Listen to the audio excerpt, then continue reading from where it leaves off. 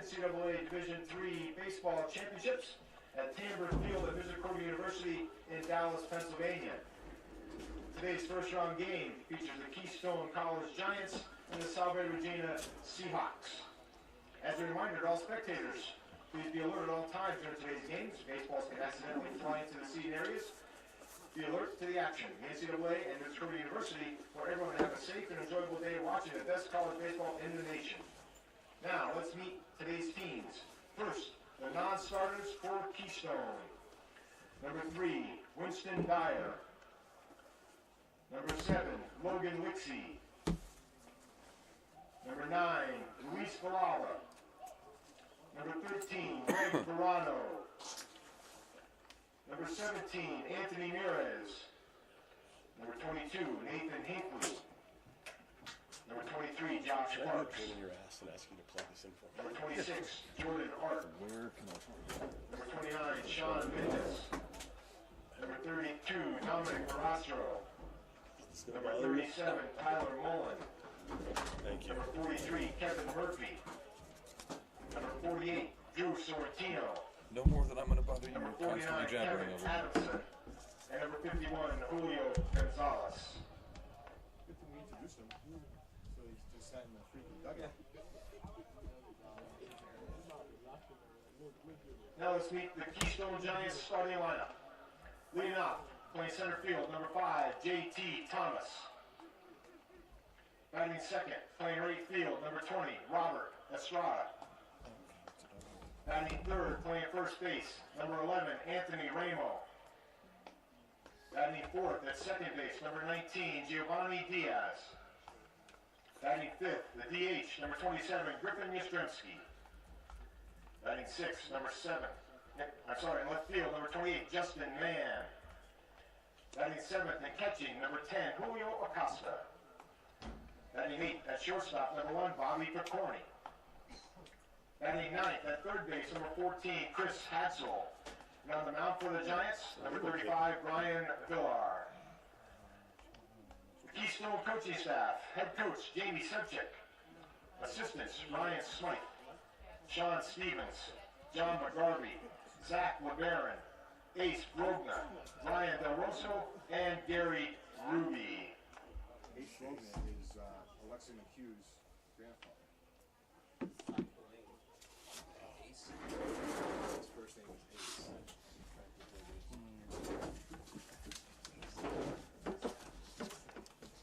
Who's number 4?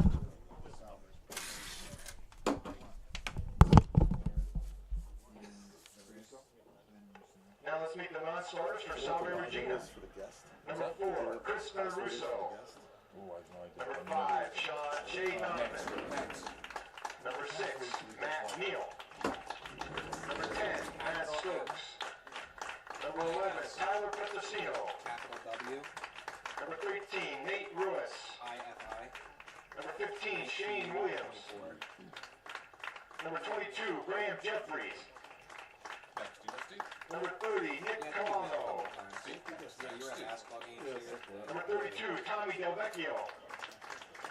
Number 35, Ben Weber. You don't have to be live. Number 36, Jason Arrigo. Number 43, Kyle Carloza. Number 45, Braden Clark. And number 50, Nicholas Santo.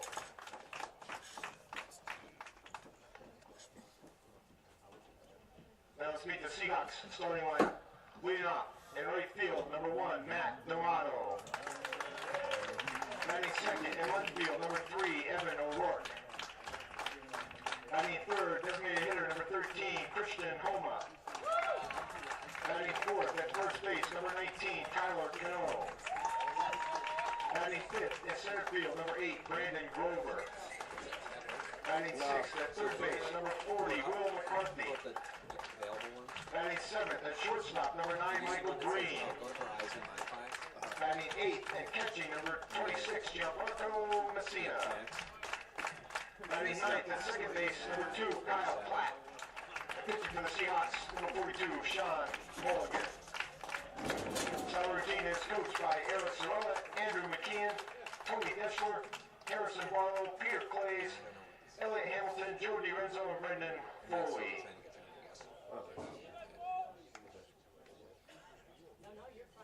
Thank you. Yeah, no problem. See the umpires? Well, you got the answer right here. We should probably have the umpires. Nope. I can't say you're the one. Yep. They're ready for you. What? Well, we have the anthem ready? Yeah, we have it ready. Please rise and remove your hats for the playing of our national anthem.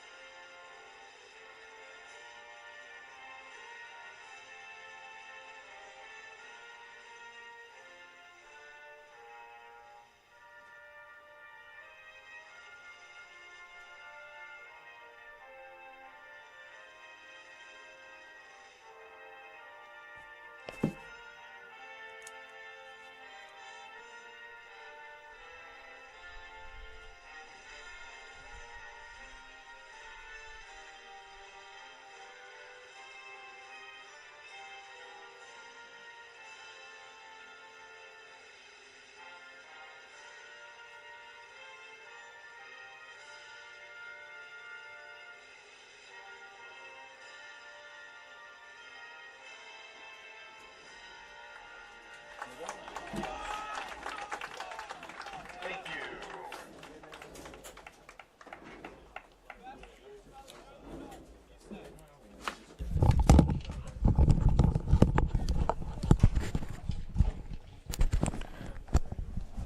So good evening, or excuse me, right away. Good morning. It's morning here in northeastern Pennsylvania. Good morning, and welcome to Tambour Field on the campus of Misericordia University in Dallas, Pennsylvania, tucked away into the back mountain of northeastern PA, as we get set to kick off the regional bracket of NCAA baseball tournament action.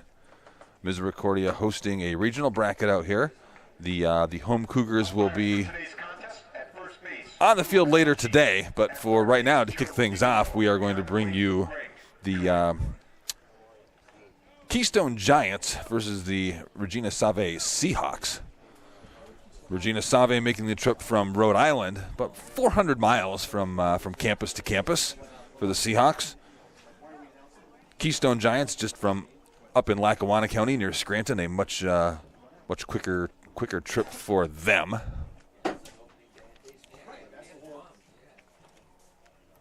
Players have been introduced, and we've done the national anthem. They'll exchange lineup cards there at home plate, and then we'll be underway. This is the first game of a 4-team double elimination tournament.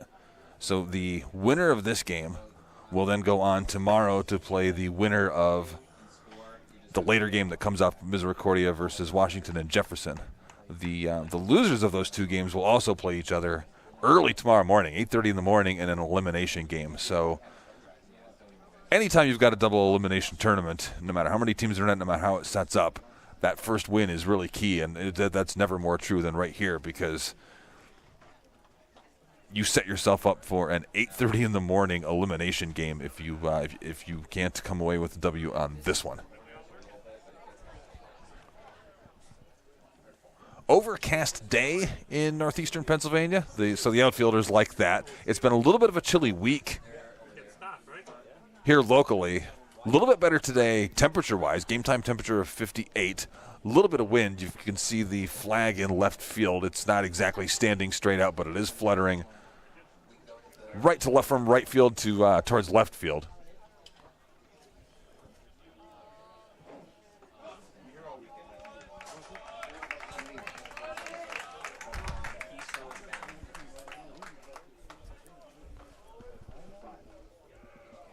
So this is the Salve Regina Seahawks team taking the field in black. That's Sean Mulligan out on the mound for Salve Regina. comes into the game with a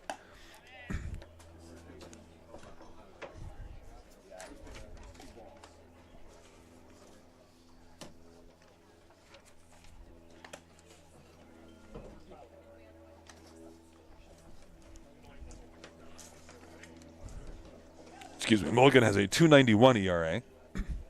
Thrown 46 innings on the season. He's got 45 Ks against just 26 walks and a 3-0 record.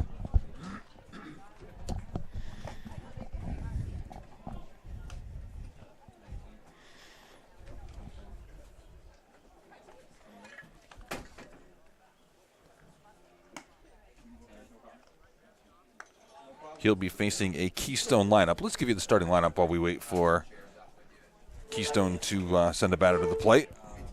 And Mulligan throws his warm-up pitches. Batting first for Keystone, JT Thomas. He'll play center field. Up next, right fielder Robert Estrada. Anthony Ramo hits third. He's the first baseman. Batting fourth, Giovanni Diaz, second baseman. Batting fifth, designated hitter Griffin Yastrzemski. Justin Mann, left fielder, bats sixth. Julio Acosta, the catcher, in the seventh spot. Shortstop Bobby Picorni hits eighth, and then in the 9-hole, Chris Hadsel. He is the third baseman.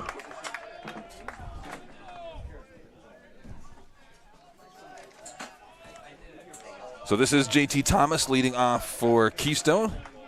To get us underway, Thomas hitting .374 on the year. .459 on base percentage. First pitch swinging. He'll foul that one out of play. And the count will be 0-1. So we're underway here now on the campus of Misericordia University. My name is Rick Sterren. Glad to be with you on a Friday morning, not evening, morning. 0-1 pitch misses high and away. Ball and a strike to Thomas.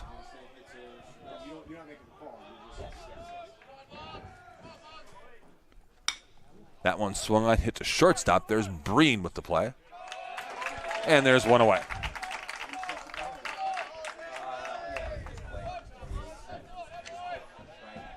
That'll bring up Robert Estrada, right fielder.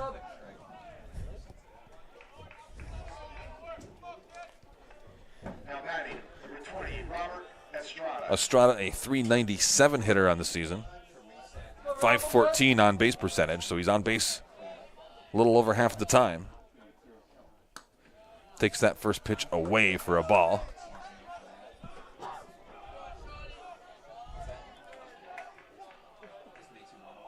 Keystone got here by winning the Colonial State Athletic Conference title, 10-8 win over Wilson. As the count goes to 2-0 on Estrada.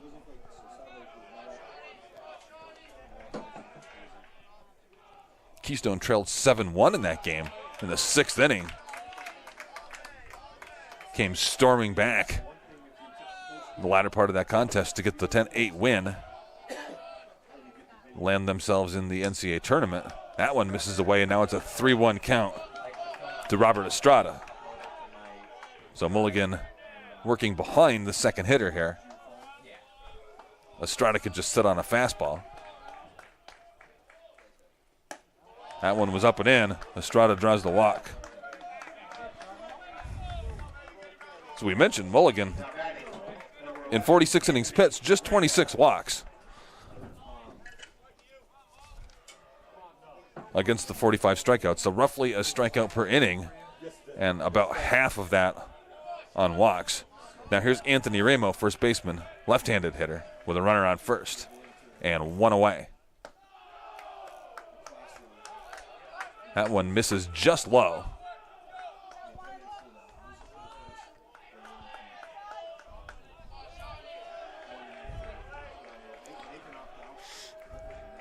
Estrada, not a big lead over at first. That one's in there for a strike. First baseman Cano holding him on over there. Here's the 1-1 to Ramo. Just catches the outside corner. Ramo behind now, 1 ball, 2 strikes.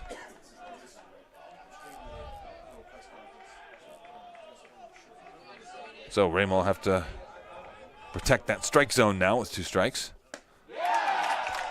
Probably swung at one that he didn't really want to there. It was a little bit on the inside of the plate.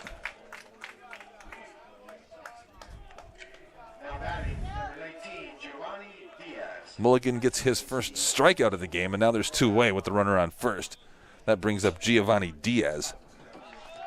Diaz has some power. He's hitting .361 on the season, has 9 home runs, and has driven in 45.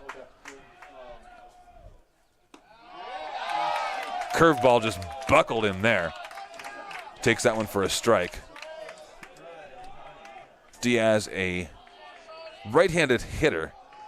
.375 to that power alley in left center field, and he waves at one there, and he's behind 0-2 quickly.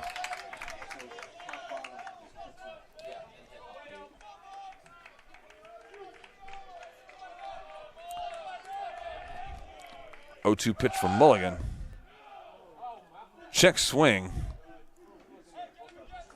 Appeal to the first base umpire. He says no swing, so the count goes to 1-2. And in the meantime, Estrada took second base without a throw. So now it's a runner at second for Diaz. So Estrada moves into scoring position. Diaz with an opportunity to drive him in here. That one misses away.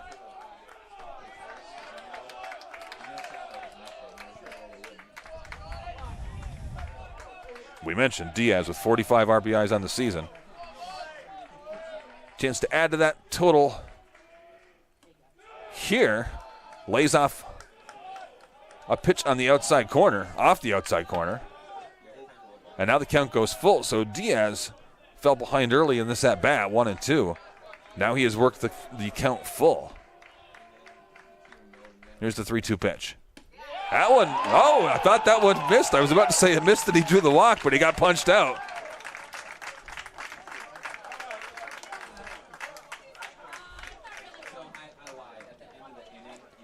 So 2 strikeouts for Mulligan in the first inning. He strands a runner at second. We've played 1/2 of 1 inning. We're just underway. No score here at Tambor Field.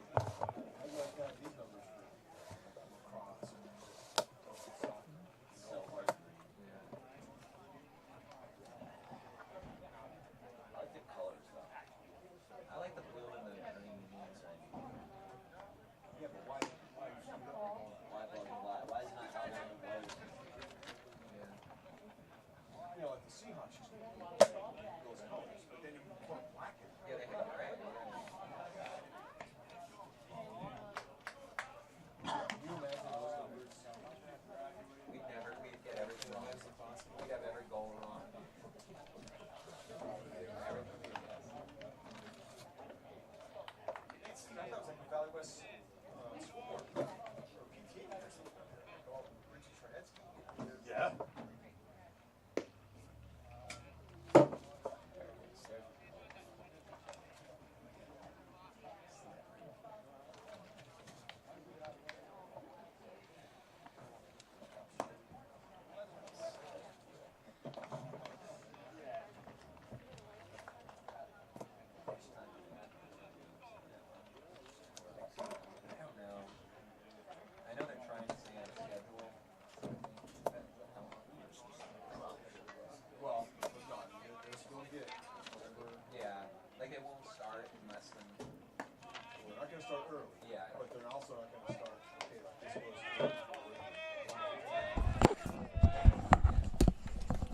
On to the bottom of the first we go. No score here after a half of an inning at the campus of Misericordia University.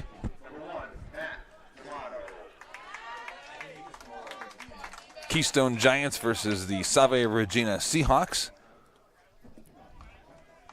Keystone unable to plate a run in the first inning, and now Regina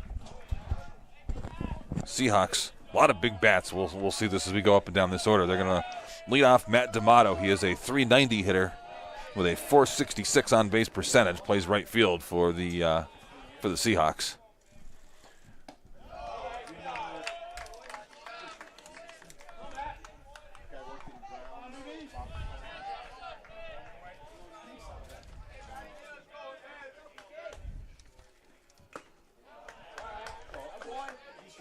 Facing Brian VR on the mound for Keystone.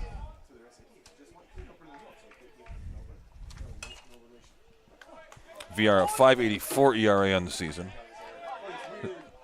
One loss record is good, 7-1. He's got 49 and a third innings pitched. Has struck out 53 in that time and against just 20 walks. So the ERA may not tell the whole story there. Here's the 1-2. That one's fouled off by D'Amato.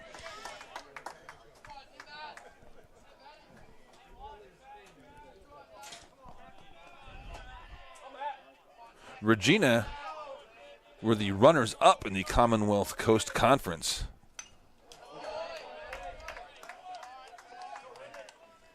Got here on an at-large bid. Made it to the championship game against Endicott, but it was a double elimination situation, much like this. That one misses away. Count evens up at 2-2. Regina had dropped a game earlier in that tournament.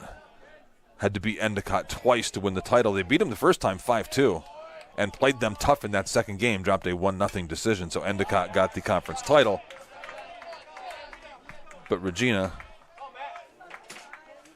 with their 37-8-1 season, gets the at-large bid. And they actually come in here as the 1 seed. It was a pitch on the inside part of the plate, driven to right field. Hangs up there long enough for Estrada.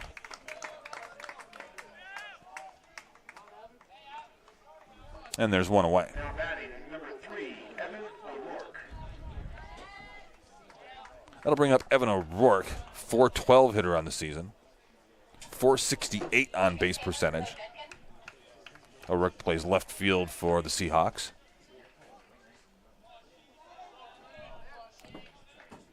So he's up with 1 out, nobody on. Hits that one the other way. Just about got a spectator/pedestrian out on the walkway beyond the first base dugout. Count 0-1 to O'Rourke. Pitch misses high. So a ball and a strike now. Nobody on base, 1 away. Bottom of the first inning here, no score. Keystone versus Salve Regina. That one got him. So O'Rourke wears one to get on base Now batting number 13. for the Seahawks.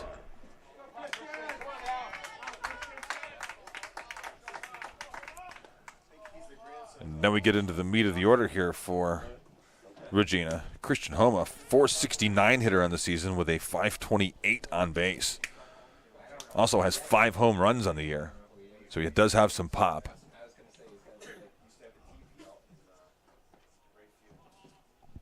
They're going to give O'Rourke just a moment, get the gear off.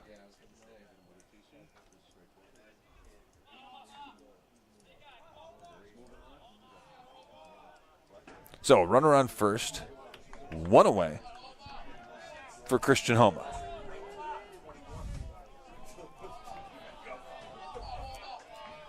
Homa, left-handed hitter. Defense, outfield playing him to pull slightly.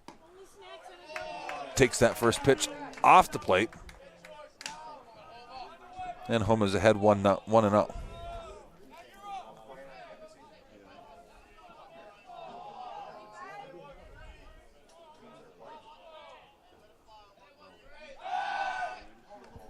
Throw back to keep an eye on O'Rourke. He is back easily.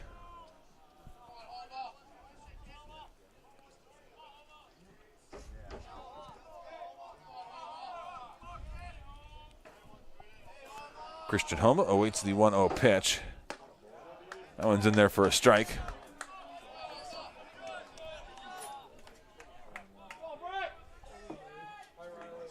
Count goes to 1-1. O'Rourke with a decent-sized lead over at first. Pretty good secondary lead. That one misses up and in. Count goes to 2-1.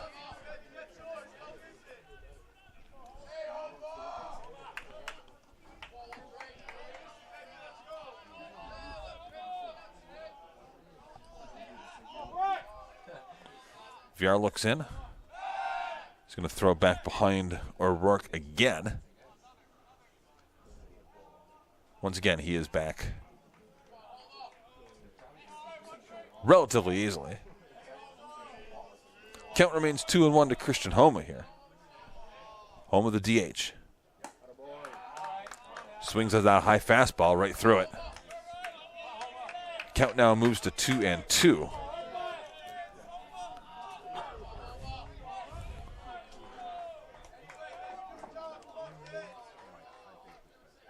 Seahawks looking to get on the board first here, and now that one gets a batter. That's 2 hit batters in a row for VR. And now he's got runners on first and second.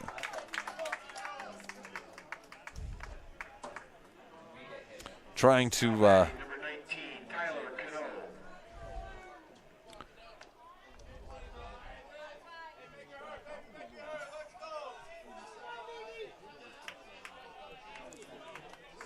trying to own that inside part of the plate is VR, but he's missed into the batter twice. So here's Tyler Canoe, 285 hitter on the season. He's got 7 home runs and 43 RBIs.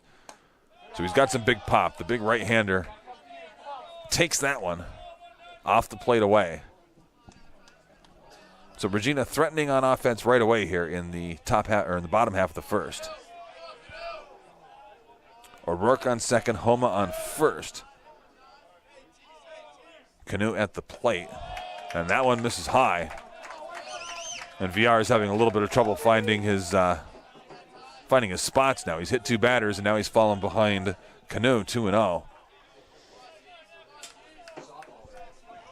He does not want to walk him and load the bases with just 1 out.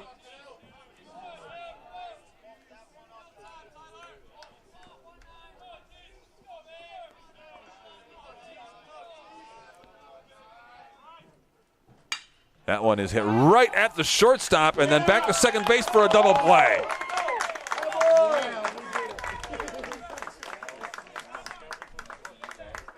Inning ends on the double play. It was a line drive right at Picorni. He flipped to Diaz. They got the lead runner O'Rourke. And Keystone escapes. We have played 1 full inning. No score here at Misericordia.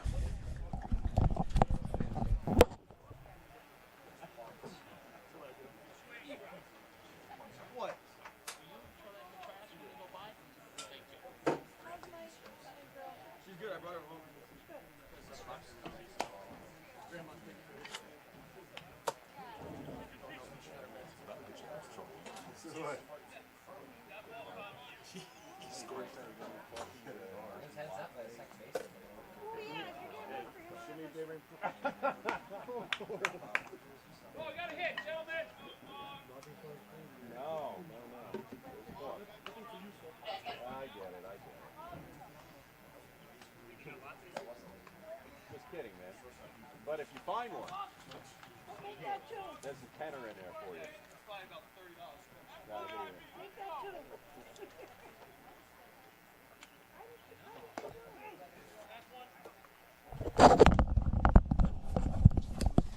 So on we go now to the bottom, or the top of the second inning.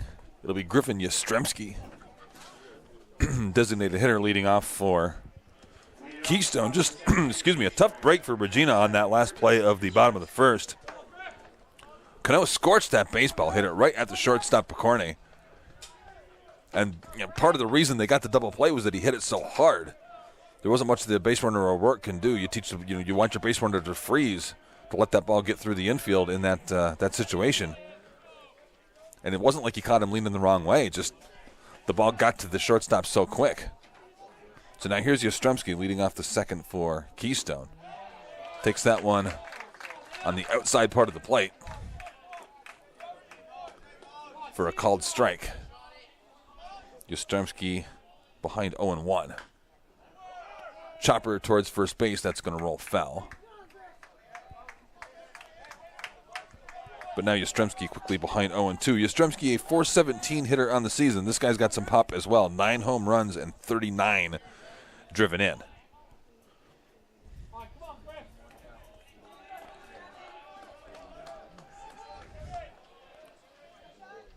Oh, 2 to Yastrzemski, misses up and away. Didn't miss by a lot. Pretty good take by Yastrzemski there. He'll face a 1-2 pitch now. That one is also chopped foul down the first base line.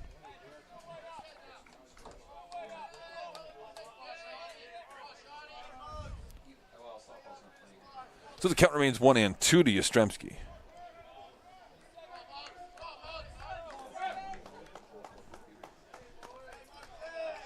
Mulligan looks in and delivers. Swing and a miss.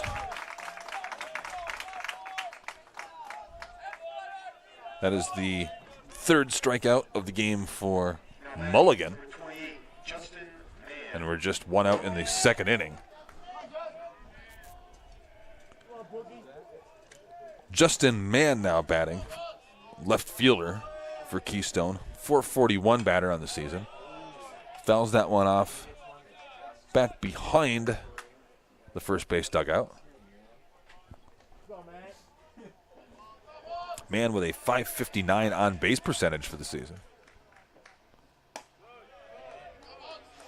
Takes that one up and in. Count goes to 1-1.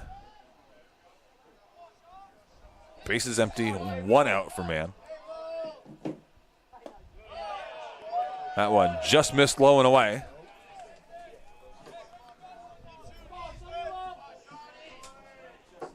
Catcher Gianfranco Messina tried to frame that one for his pitcher. Did not get the call. That one is swung and chopped toward the netting. Looks like that might have bounced off of a car.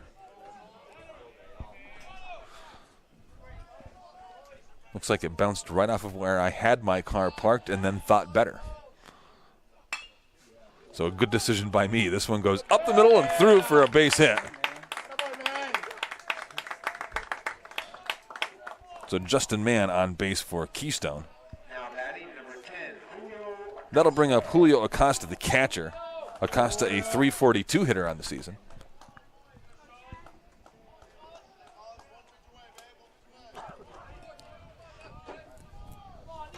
Got a base runner out there, so the middle infielders will play at double play depth, with Cano holding the runner on at first. First pitch misses for a ball.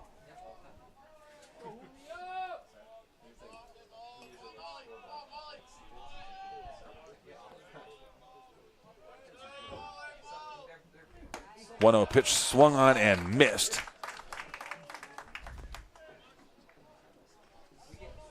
Count goes to 1-1. No score here. Top of the second inning. Runner over at first base is Justin Mann. Just a lob throw over just to let Mann know that they are keeping an eye on him out there.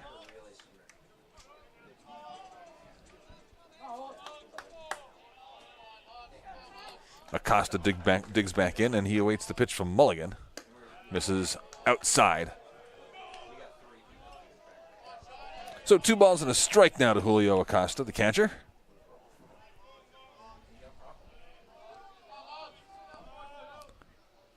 Pitch from Mulligan. That one just gets the outside corner. So now the count moves to 2-2. Mulligan already has 3 strikeouts this morning. See if he can add to his total here. That one is chopped just in front of the plate. This is going to be a tough play. Down to first, they did get him.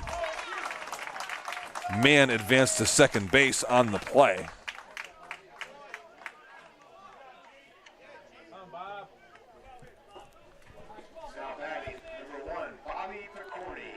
So, Bobby Picorni, the shortstop.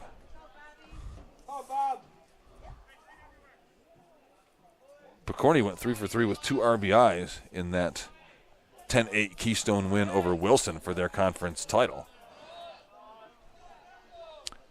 Comes up now with a runner on second and 2 out, no score. He's going to chop that one over to third base, handled by McCarthy, and that'll do it.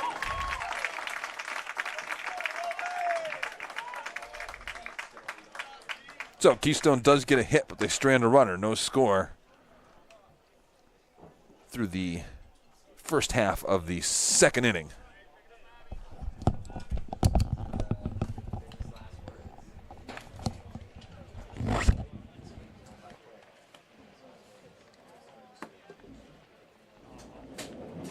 That's why would you say that a lot?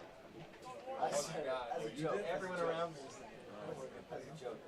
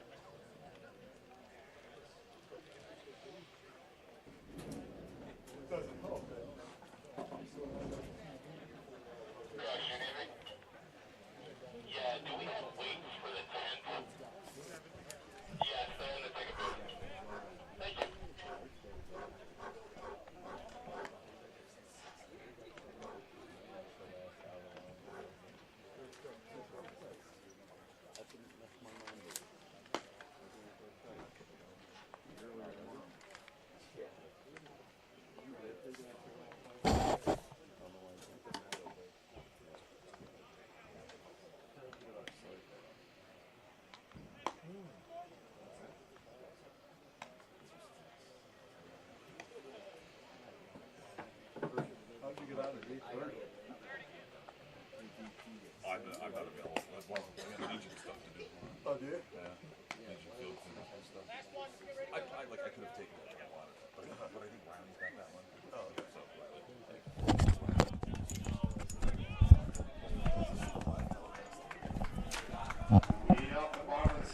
On to the bottom of the second we go. No score here on the campus of Misericordia University. Keystone College versus Salve Regina.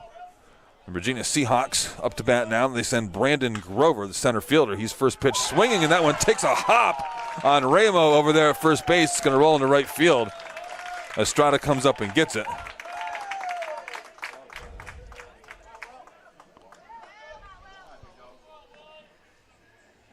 We'll see the official score on that. I think that would be scored a hit. That was hit really hard at Ramo at first base.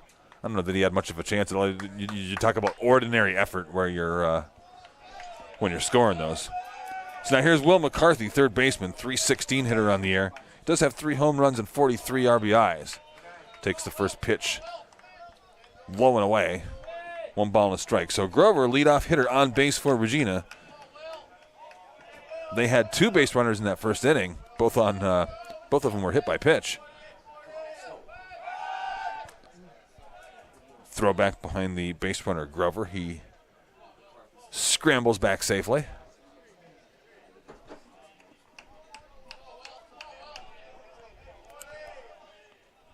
Now here's the 1-0 to McCarthy. Swung on and chopped down the third base line, but that's going to roll foul.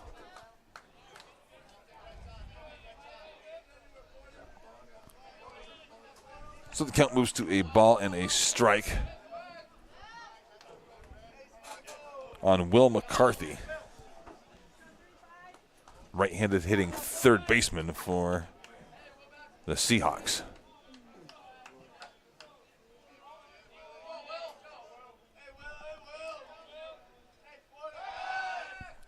Going to go ahead and throw back behind the base runner, Grover again.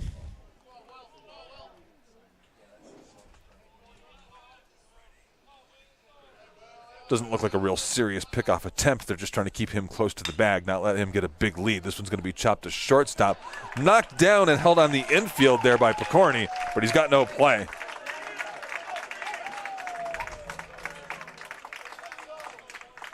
That'll advance Grover to second base. McCarthy is on with a single. Now batting, number 9, Michael Green. So a couple of hits and a couple of base runners right away for Regina here in the second inning. Michael Breen, shortstop. left-handed hitter. And he shows bunt right away. Wants to advance those runners to second and third. Bunts that one up in the air a little bit, but it one-hops to the third baseman, and he's going to be safe at first. The throw gets away, and a run is going to score. Grover comes in to score. McCarthy is going to go down to third, and Breen will advance to second.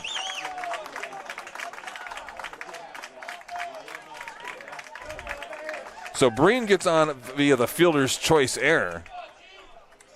The errant throw over to first from Hadsel. Now batting, number 26, Gianfranco Messina. Grover scored from second on that. McCarthy advances to third.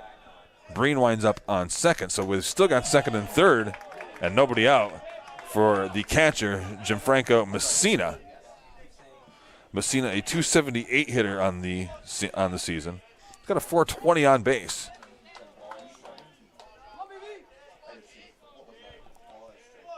Messina, right-handed hitter.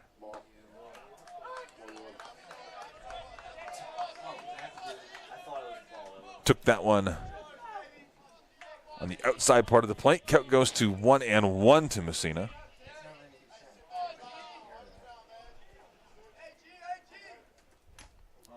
Messina chops that one foul back behind home plate. So now it is 1 ball, 2 strikes. Runners on second and third. 1 run has already scored.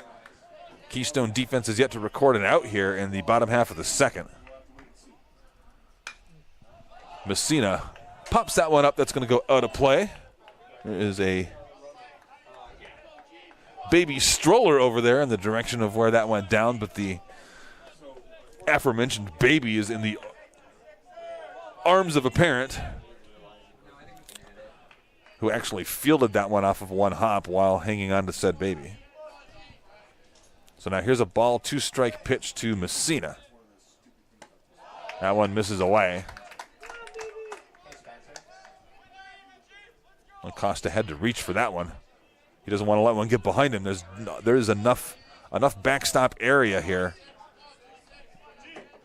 to score a runner if that one gets by Acosta. 2-2 pitch. That one's in the dirt. Count is full.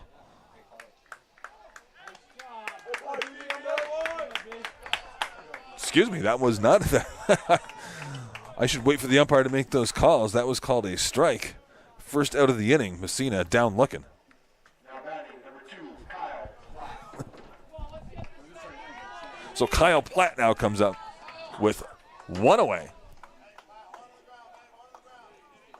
And runners at second and third. Regina has a 1-0 lead. Brandon Grover scored after leading this inning off with a hit. And now they've got the runner hung up between third and home.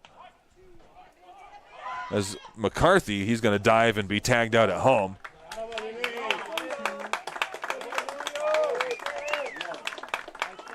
Breen will advance to third base behind him. McCarthy was looking for Platt to get that bunt down. I think they were trying to squeeze a run in there. But when Platt didn't get the bunt down, McCarthy was kind of hung up between third base and home, and then when he tried to change directions, he fell down, and as soon as he was on his backside, that play was pretty well over.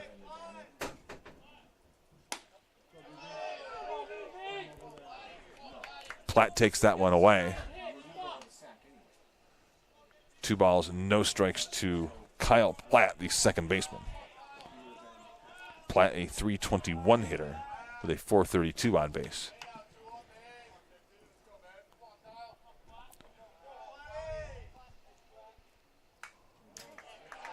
Platt takes a cut at that one, fouls it straight back. Count goes to 2 balls and a strike.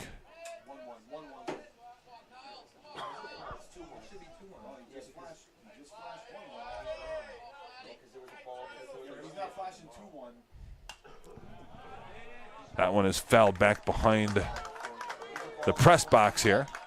Count evens up at 2-2.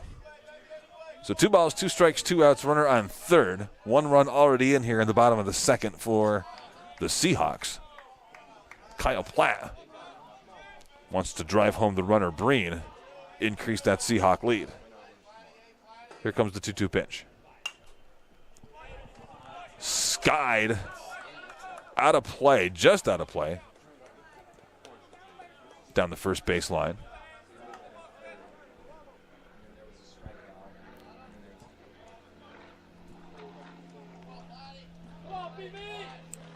Sun peeks back out here at Tambor Field.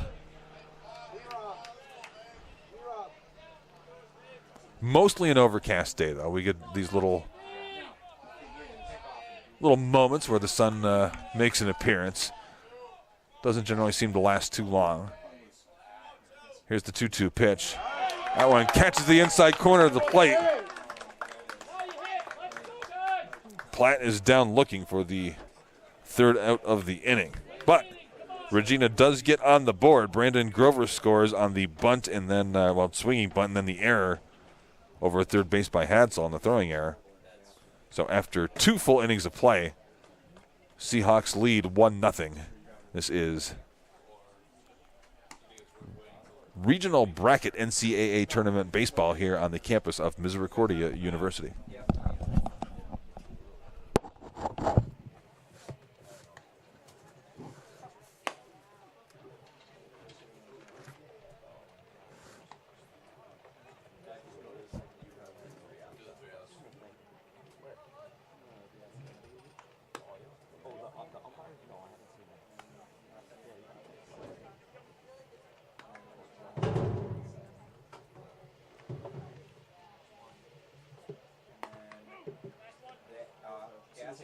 Gas has a 1 hit. Gas has 1 hit.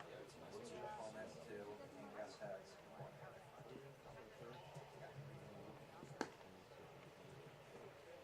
All right, let's go, Chris. On at the top of the third inning, Keystone will send their third baseman, Chris Hadsall. He is the number 9 hitter in their lineup to the plate to lead off here. Keystone trails 1-0. Seahawks got that run in the bottom half of the second.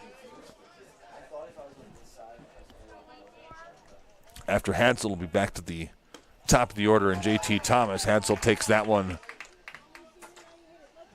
middle out for a strike. Counts 0-1. Mulligan deals. That one just misses. Ball and a strike now to Hadsall. Hadsall was over at third base, was the one that had that throw get away from him. Waves at that one. He's down 1-2 now. That chopper to third base, Hadsall fielded it cleanly. Tried to throw on the run over to first. The throw got away from him. Lined right at the shortstop Breen for the first out of the inning. So now back to the top of the order we go. JT Thomas, center fielder for the Keystone Giants. Thomas grounded to shortstop his first at bat, leading off this game in the first inning. Takes the first pitch high for a ball. 1-0 count. Mulligan delivers. Misses low and away there. Now Thomas is ahead in the count, 2-0.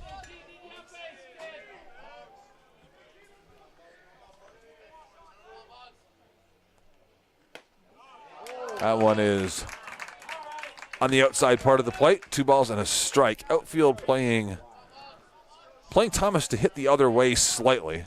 Center field Grover shading him just to the right side of second base, and that's where he hits one, is to right field. That's going to be over the head of the right fielder D'Amato, but he made the catch. Running grab by D'Amato. Had to go back and to the center field side, make a backhanded catch over his head on a dead run.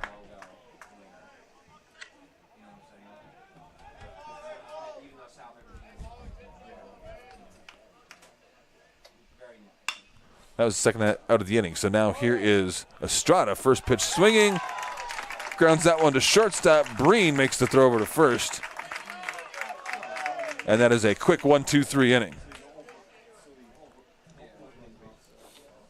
So we've played 2.5 here at Misericordia. Regina Seahawks lead 1-0.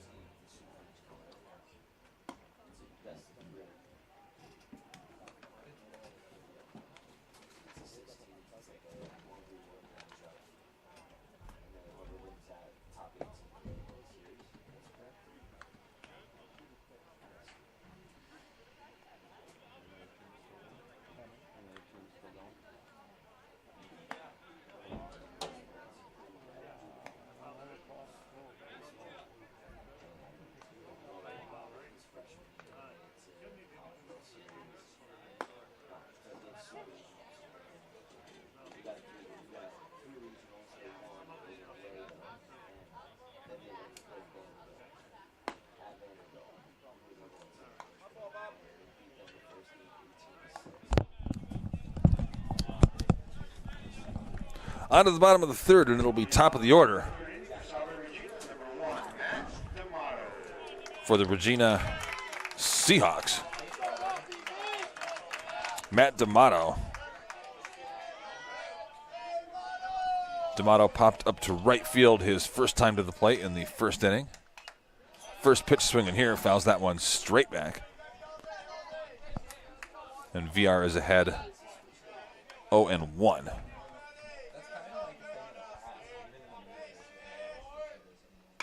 D'Amato hits one hard down the right field line. It's going to go foul, and then it rolled right up into the rolled-up tarp. Just disappeared into the center of that rolled-up tarp. Swinging again. This one's hit to center field. That's going to be handled by Thomas.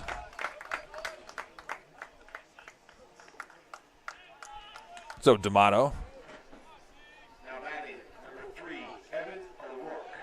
records the first out of the inning. That'll bring up Evan O'Rourke. O'Rourke, the left fielder. Right-handed hitter. He was hit by a pitch in the first inning. He was the first of 2 in a row.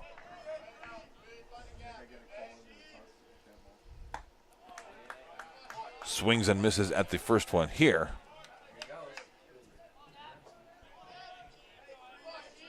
Counts 0-1, and VR working quickly. O'Rourke was on that one, fouled it straight back.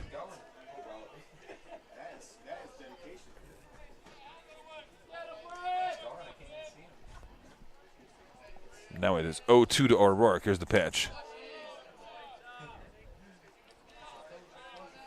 Missed up and in. 1 ball, 2 strikes. O'Rourke stands in once again. VR working quickly. Misses high there.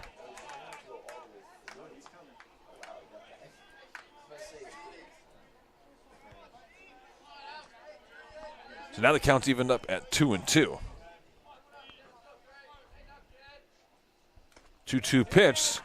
Swung on, just tipped into the glove of the catcher Acosta. Out number 2. So 2 away quickly here for Regina in the bottom half of the third. Here comes Christian Homa. Homa, the designated hitter.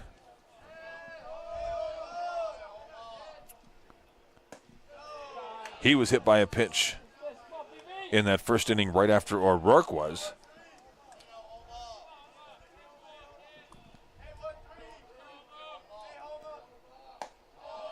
Homa is ahead quickly, 2-0 here. 2 away, nobody on. Bottom half of the third, Regina leads 1-0. Swings and misses on the 2-0 pitch. Makes it 2 balls and a strike.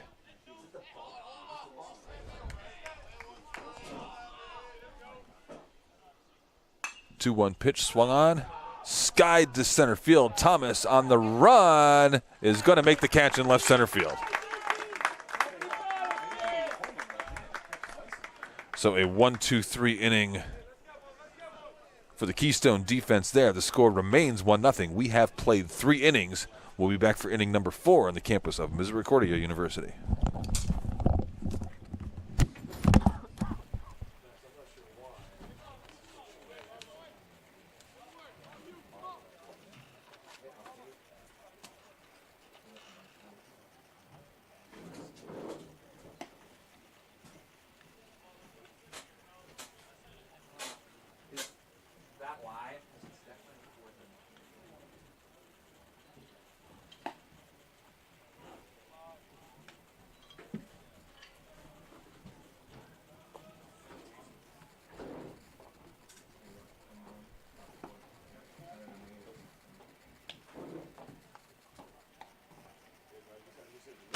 It must have been the screen was not the right time. Yeah.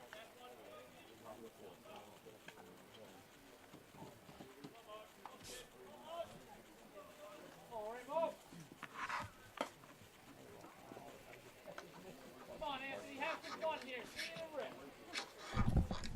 Don't be better. Come on, Anthony. To the 4th inning we go. Anthony Ramo will lead off the top of the 4th for the Keystone Giants. Ramos struck out his first at bat in the 1st inning. Left-handed hitter, hitting .355 on the season. That one drops in there for a strike.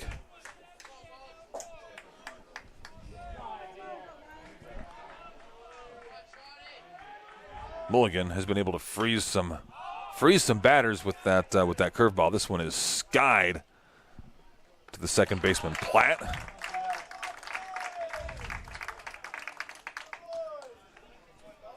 Platt gloved it cleanly for the first out of the inning, so there's one away. Second baseman Giovanni Diaz will come to the plate. Diaz struck out for the 3rd out of the 1st inning.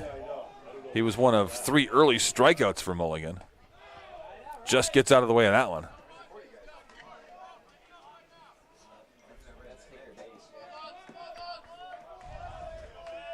Diaz, .361 hitter on the season. That one just misses inside as well. So now Diaz ahead in the count 2-0. Keystone trails by 1. They'd like to get him on base. Drives that one foul down the right field line. That'll rattle around back there in the corner. Mulligan will get a new baseball. And he will deliver a 2-1 pitch. That one misses inside as well. Mulligan trying to pitch Diaz middle in, and he's missing just off the plate with these inside. Now he's behind 3-1. 3-1 pitch to Diaz. That one check swing, chopped foul down the first base line. So now the count is full.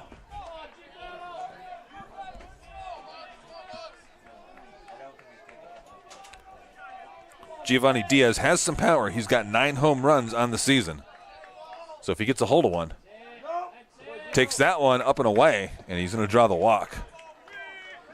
So Diaz gets on base. Just the 2nd walk issued by Mulligan on the day. Brings up Griffin Yastrzemski. Yastrzemski, the other guy in this lineup with pop. Big left-handed hitter. He's got 9 home runs on the season, has driven in 39. He's got a runner over at first base now with 1 out. Mulligan deals. Misses low and away. So Mulligan had been pitching ahead through the first 3. He's fallen behind a couple batters here in the 4th inning. Gets that one onto the inside part of the plate, though, and the count moves to 1-1.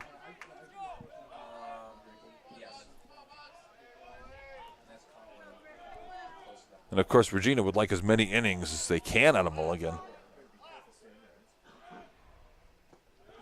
That one's in the dirt for a ball. Count goes to 2-1. You could potentially play as many as 4 games in 3 days. 3 games over the course of 24 hours. A little over 24 hours with this double elimination format here. And if you get into your bullpen early, that could be trouble. So you want pitchers to be efficient. Right now, Mulligan is behind the hitter Yastrzemski, 3-1. So Yastrzemski can sit fastball here, look for something to drive. He does. He hits that one right up the middle to shortstop, though, handled by Breen. Throw on to first, double play.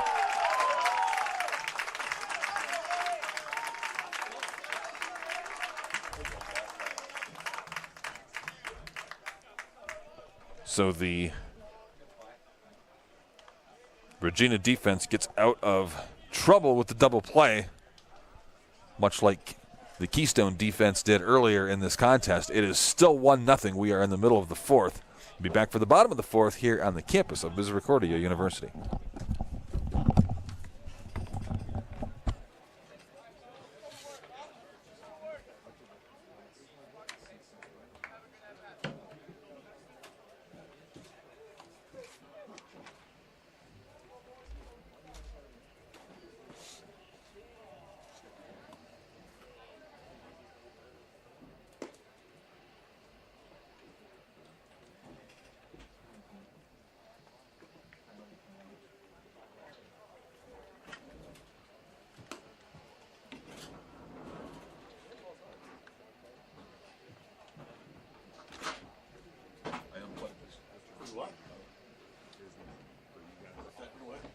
Yeah, no, you're good. I rolled over it and yanked it out. We passed that building. Yeah, I'm trying to screw the print. That's what you do. I know. Yeah. I've been on both sides of it. That's how you're on the winning side. They have a bad program too, that physical therapy. Is it really?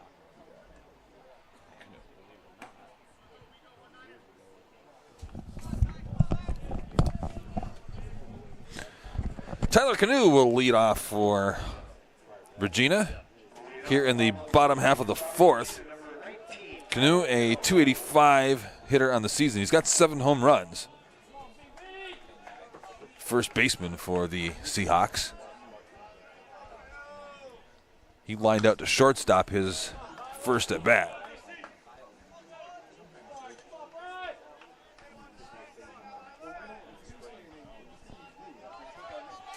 1-0 Regina here is the score.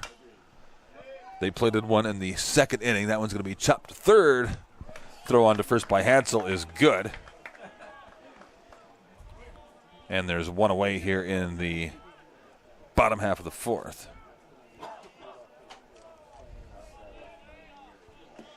That'll bring up Brandon Grover. Grover scored this game's only run back in the 2nd inning. Grover got on a single, advanced on another single by McCarthy, and then when Breen put down a bunt and the throw got away, Grover was able to come around and score.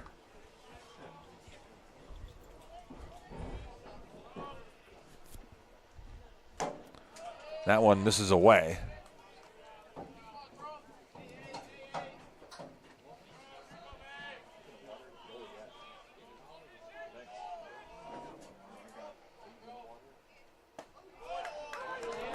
Inside corner with that one. Count moves to 1 ball and 2 strikes now on Grover.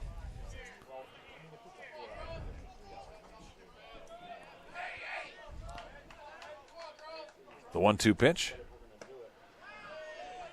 Off the plate away. Count evens up at 2-2.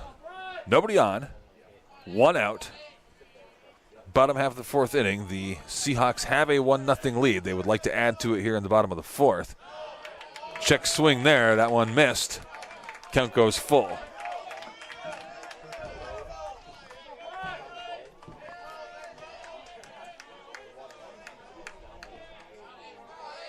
Payoff pitch to Grover. Swung on and missed. Got him. 2 out in the inning.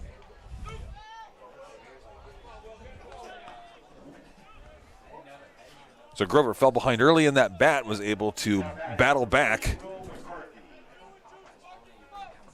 to a full count. That'll bring up Will McCarthy, third baseman. McCarthy singled in his first at bat back in the second inning. And he's behind 0-1 here. Now he's behind 0-2. Swung at that one off the plate outside. 0-2 pitch to McCarthy. That one is popped into center field. Thomas underneath it makes the catch for the third out of the inning. So another 1-2-3 inning for the Keystone defense. This game stays at 1-0 as we head to the fifth inning here on the campus of Misericordia University.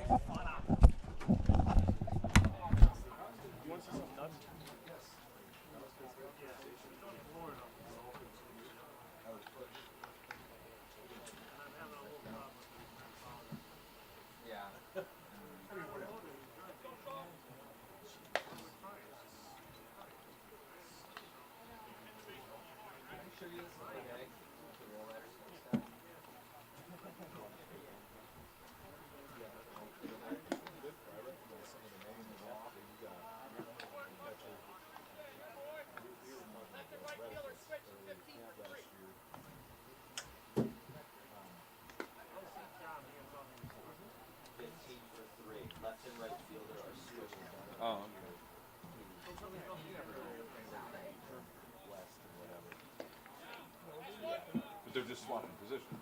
No, 15's in the one? No, 3. Yeah, 2 spots. Yeah, and then right field.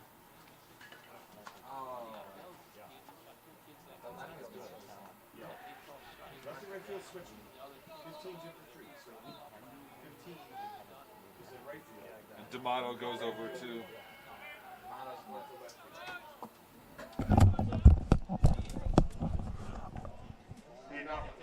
Top of the fifth inning here, Justin Mann leading off for Keystone. Score is 1-0, Seahawks with the lead. A little bit of a defensive switch up for the Regina defense. D'Amato will move from right field over to left. Petrosino comes into the game. He will play right field.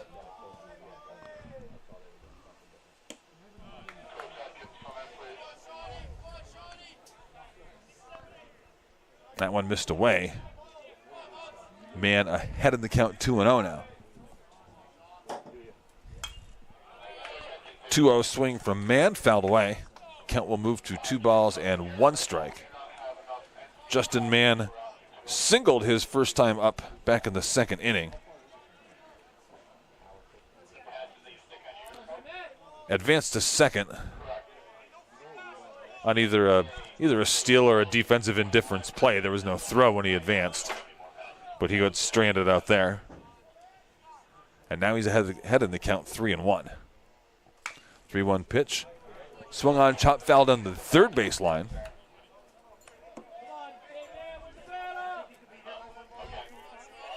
So both pitchers started out working pretty efficiently. We've seen more deep counts here as we get into the middle innings. 3-2 pitch. Another swing and another foul ball.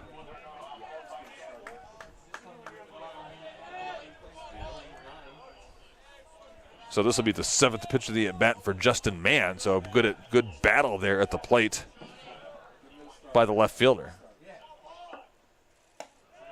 That one misses inside, so Mann battles his way on with a walk. Keystone has themselves a base runner. They only trail by 1. That'll send Julio Acosta, the catcher, to the plate. Now batting number 10, Julio Acosta,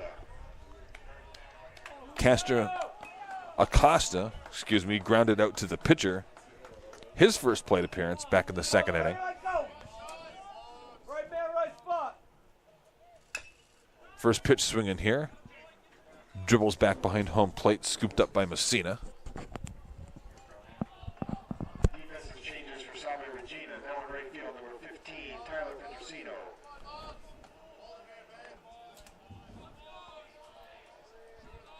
So it's 0-1 to Acosta. Gonna throw back behind the runner man just to let him know that they are keeping an eye on him, just to keep him close to the bag, not let him get a big lead and a big running start. Gonna throw behind him again. Of course, in Major League Baseball now, that would be the next throw. Would be the last one. You'd have to either pick him off or be called a balk and he'd be awarded second base. We do not have that rule in the NCAA. That one hit foul down the third base line, and it's no balls and 2 strikes now to Acosta. So Acosta facing an 0-2 count.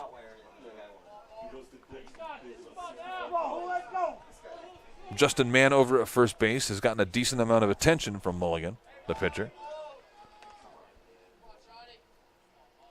Once again, he's going to throw back behind him, and that one does get away, and now Mann is going to go over to second base.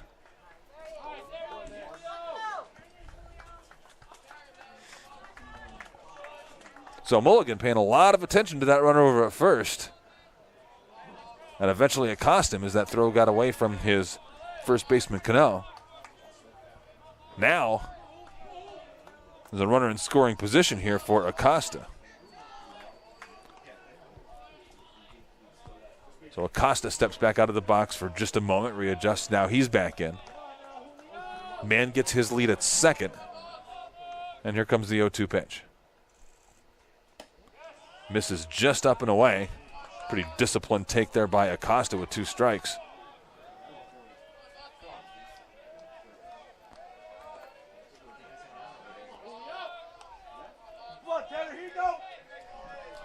One, 2 delivery. That one's on the outside corner for called strike 3.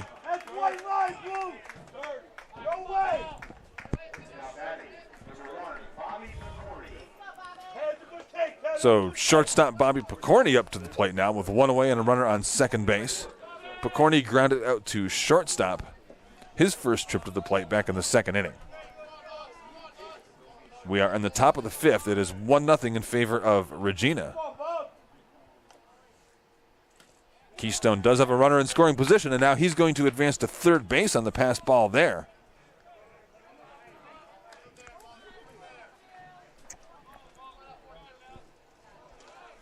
So now if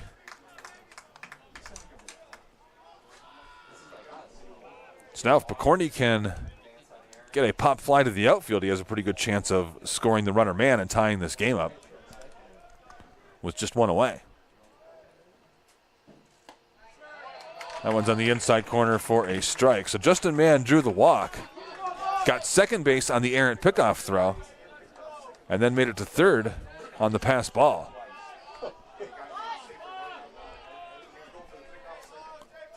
One pitch. That one is going to be chopped toward third base. He'll check the runner and then throw on to first and record the out. Well played there by McCarthy. Got a nice high waist, high hop for that one. And he was standing right next to the base runner man. Just all he had to do was give him a look, stop him, make the throw on to Cano at first. So Chris Hadsel now. He lined out to shortstop, his first at bat. He will bat with 2 down and that runner over at third base, and he takes the first one for a strike. After Hadsel, we go back to the top of the order and JT Thomas for Keystone. 0-1 pitch misses away. Count goes to 1-1. Justin Mann over there at third base. Messina did have one get away from him earlier in this inning. If another one does, you would see Mann try to take advantage and score.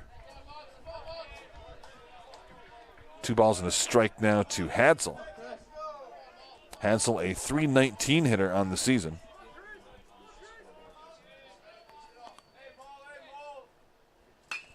Chops that one over toward first base. Gloved over there by Cano, and he will step on the bag for the third out. So Keystone threatens, but they are unable to plate a run. Middle of 5, score remains 1-0 Regina. My name is Rick Starin. We will be back for the bottom of the 5th inning here on the campus of Misericordia in just a moment.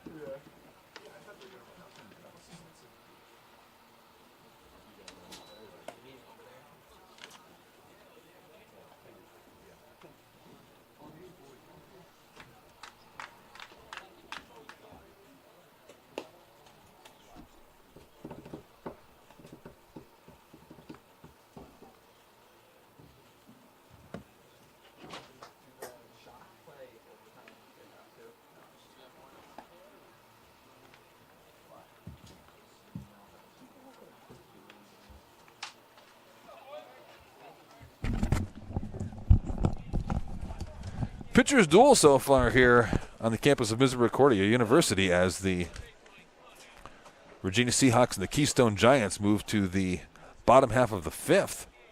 Only 3 hits so far in this game. 2 for the Seahawks, 1 for Keystone. It's been a couple of hit batsmen and a couple of walks. So there's been some base runners here and there, but just the 3 hits and just the 1 run scored. Michael Breen, the shortstop, will lead off for Regina here. He reached on a fielder's choice error his first time up. Bunted that ball over to third base, which resulted in the errant throw, which plated Brandon Grover for the only run of the game.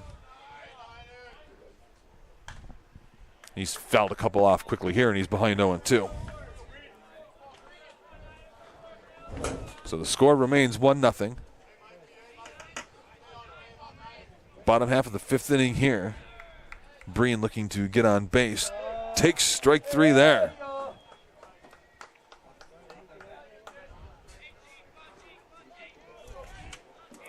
So a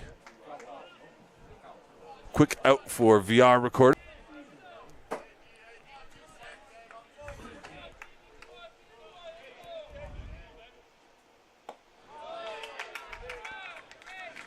Gianfranco Messina, the catcher, up now. He struck out in the 2nd inning.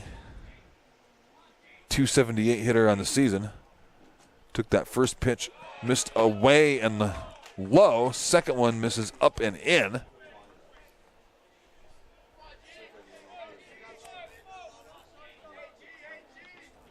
So Messina up ahead in the count quickly, 2-0. Here's the 2-0 pitch. That one just off the plate outside. And now it is 3-0 to Messina.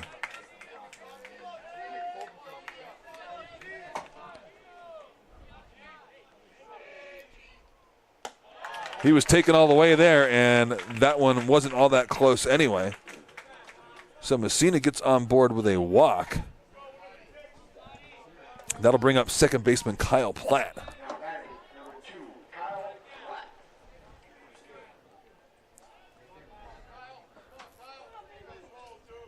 Platt's second at bat. He struck out in the 2nd.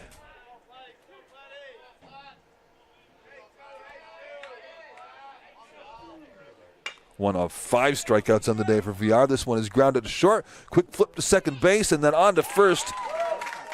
Platt beats that out to avoid the double play. They did get the lead runner Messina over at second. So score that a fielder's choice for Kyle Platt. So he's over at first base with 2 out now. Back to the top of the order for Regina, Matt D'Amato. He has popped out to center field and to right field. Throw back behind the runner, Platt.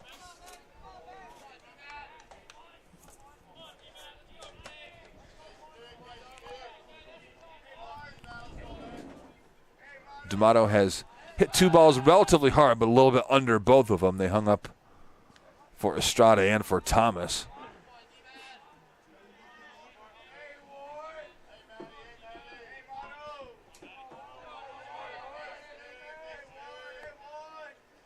D'Amato, there's a throw behind the runner. from the catcher, Acosta. Platt was able to scamper back to first without a slide. Still no balls, 1 strike. That one misses away. Stolen base attempt, and they got it. No, he's safe. Ball got away. Throw was in time.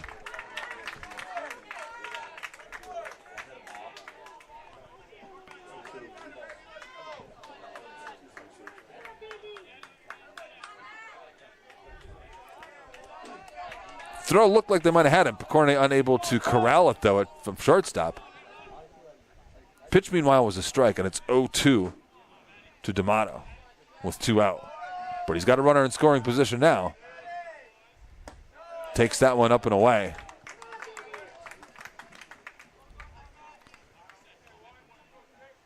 So Matt D'Amato, the leadoff hitter, a chance for an RBI. He's going to have to do it with 2 outs and 2 strikes.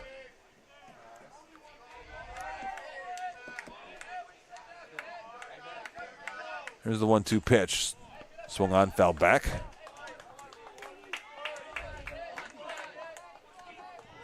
Back over and behind the press box. Count stays at 1 ball and 2 strikes. Runner over on second is Kyle Platt. We got 2 away. Regina leads 1-0, looking to add to it here in the bottom half of the 5th. Here's the 1-2 pitch. Swung on and missed, strike 3, and that'll do the inning. So we have played 5 full.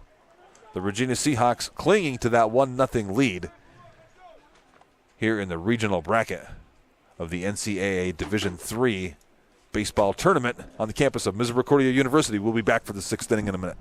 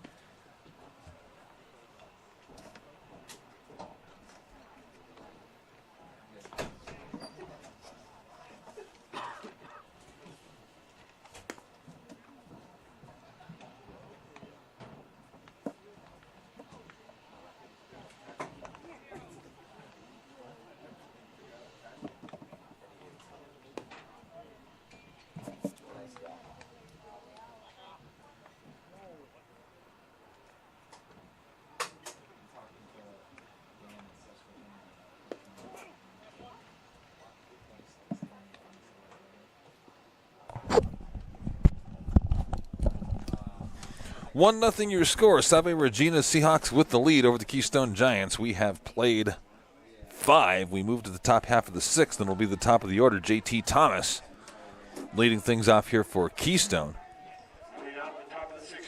Thomas is 0 for 2 on the day. He grounded up to shortstop in the 1st inning.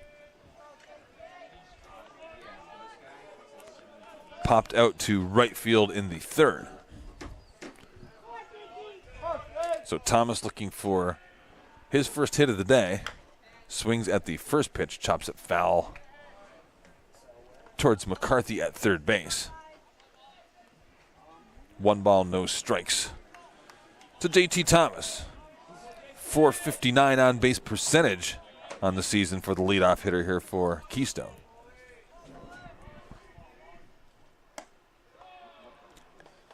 That one just misses up and away. Count goes to 1-1.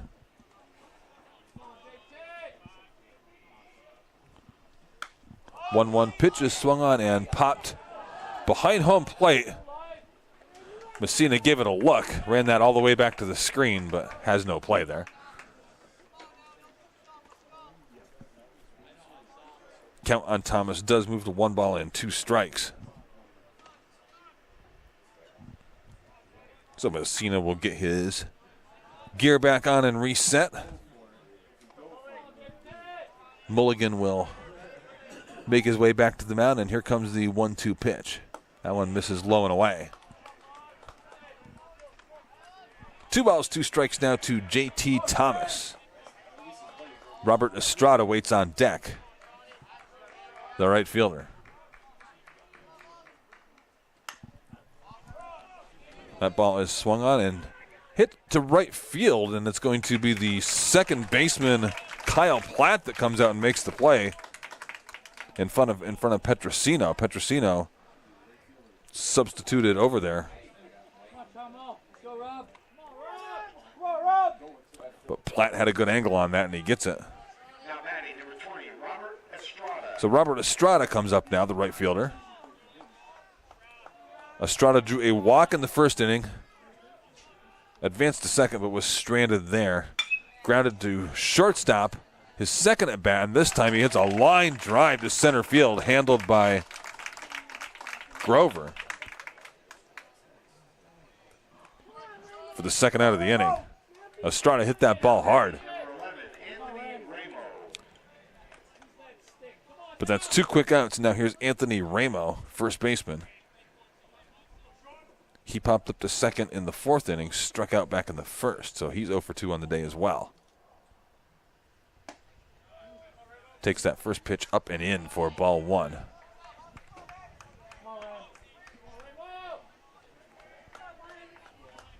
So Mulligan looking to have a 1-2-3 6th inning here. He got Thomas on the pop out. Got Estrada quickly on that hard line drive to center field. And now he's 1-1 to Ramo.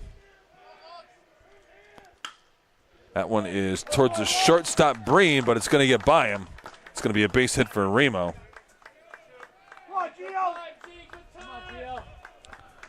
So once again, Keystone has themselves a base runner. They got man on base and advanced them all the way to 3rd in the 5th inning. They had a base runner, Diaz. Got on via a walk in the 4th. And now they've got Ramo over at first base with 2 outs. And the batter is Griffin Yastrzemski. Griffin Yastrzemski, remember, with 9 home runs and 39 RBIs on the year. So he has some pop in that bat. Or excuse me, this is Diaz. Yastrzemski waits on deck. Diaz also has some pop with 9 home runs and 45 RBIs. So these 4 and 5 hitters for Keystone, 18 home runs between them. Diaz ahead right now, 2-0. That one's off the plate inside. 3-0 now to Diaz. You don't really want to walk Diaz and put a runner in scoring position and have 2 on for Yastrzemski. Excuse me, the count is 2-1. That one's inside, definitely. 3-1. So now 3 balls and a strike to Diaz. Hitters count. He's got Ramo over at first base. Top half of the 6th inning here. Keystone trails by a run. See if they can get the 2-out hit. And that is going to be strike 2. So now the count goes full to Diaz. That'll give the runner over at first, Ramo, should give him a head start with the 3-2 pitch with 2 outs. He's off. And that one just misses off the plate. The Regina defense was getting ready to celebrate the 3rd out K there. Did not get the call. So now there are runners on 1st and 2nd, and now it's Griffin Yastrzemski, the designated hitter. Yastrzemski, big left-handed hitter. 417 on the season. He's got 9 home runs and 39 RBIs, and he's got 2 guys on base now. So they're going to have a little conference at the mound here.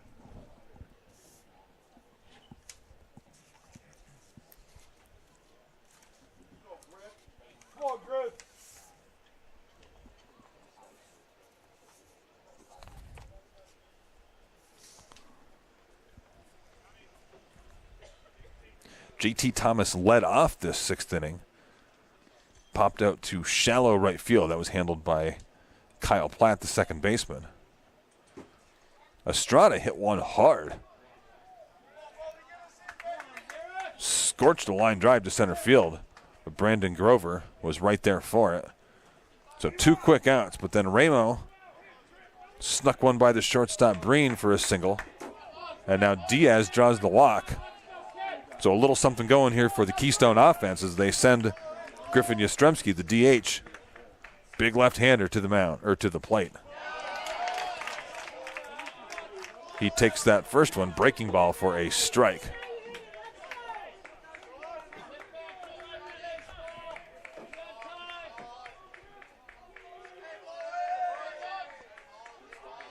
Mulligan checks the runner. Now he deals. Swung on a miss by Yastrzemski. And now Yastrzemski is behind 0-2.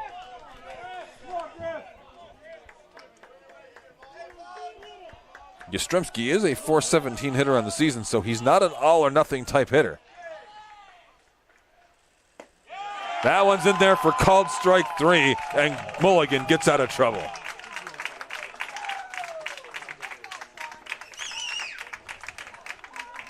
Keystone strands 2 after the single and the walk.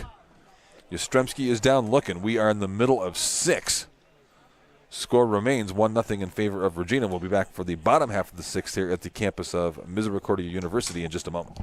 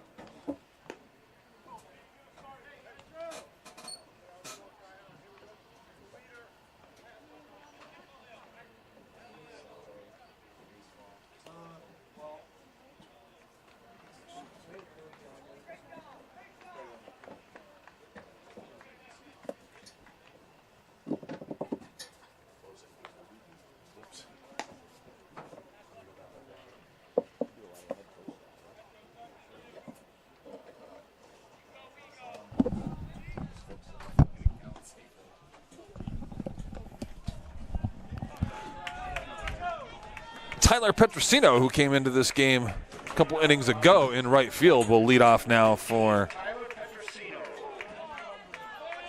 Regina. Seahawks lead 1-0 as we head into the bottom of the 6th.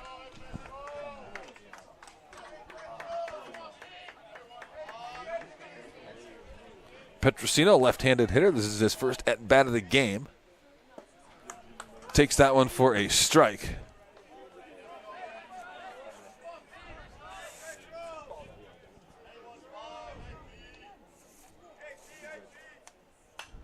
Petrosino swings at that one, fouls it off. It's behind 0-2.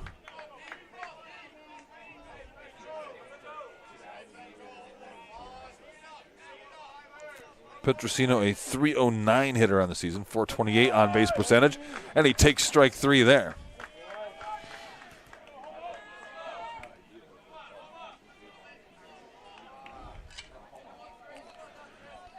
So with one away, Christian Homa, the DH, comes to the plate for the Seahawks.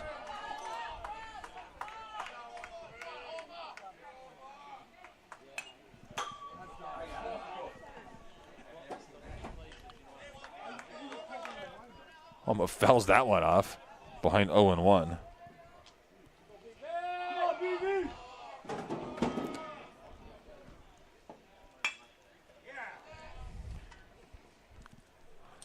Rolls that one over to shortstop, handled by Picorni. He records the out for out number 2. So Homa 0-2 on the day. He was hit by a pitch earlier. First baseman Tyler Canoe comes up now with 2 away. Canoe, a .285 hitter on the season with 7 home runs, 43 RBIs, has some power.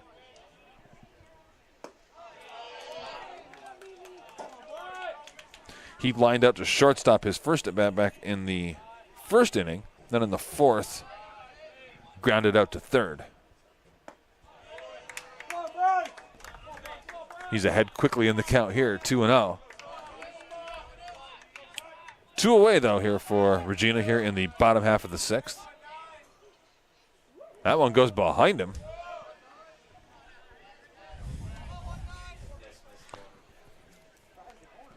So now it's 3-0. VR missed badly with that one.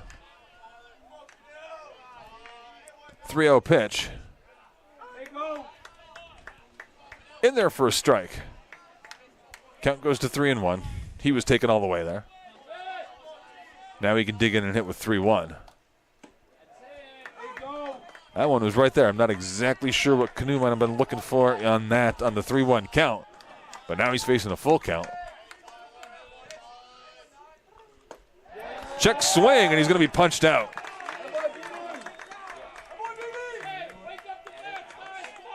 So Cano was ahead 3-0 on that at bat.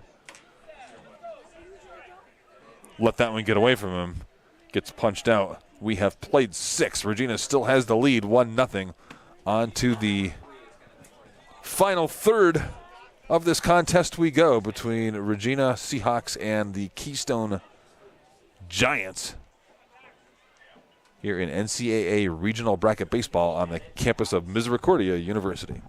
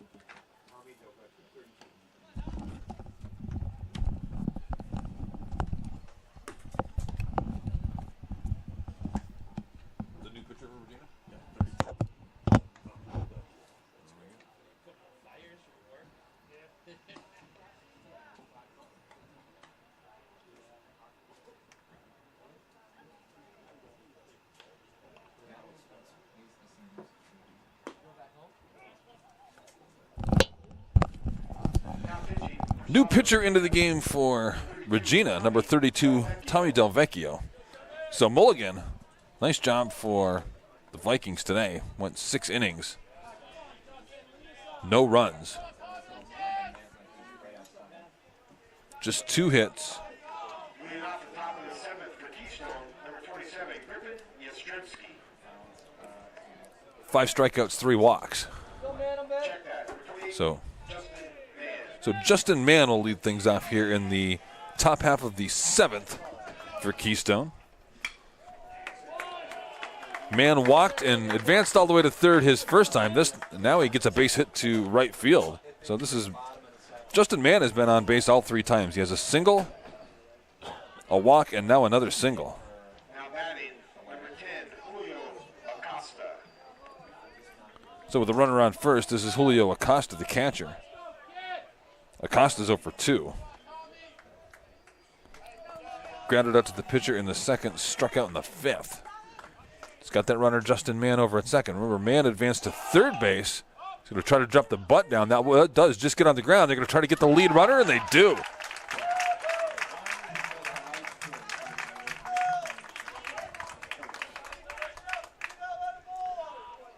So Acosta got a little bit more air under that bunt than he wanted.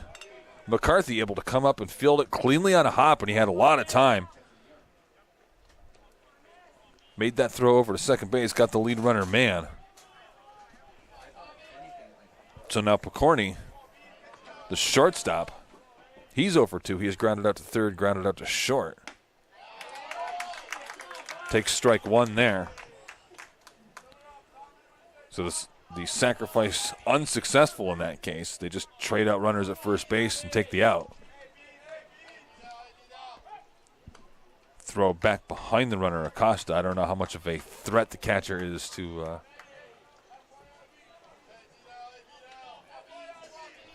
be stealing bases or anything like that. That one is chopped foul. That was right near a youngster playing ball over in the field back behind the first base dugout.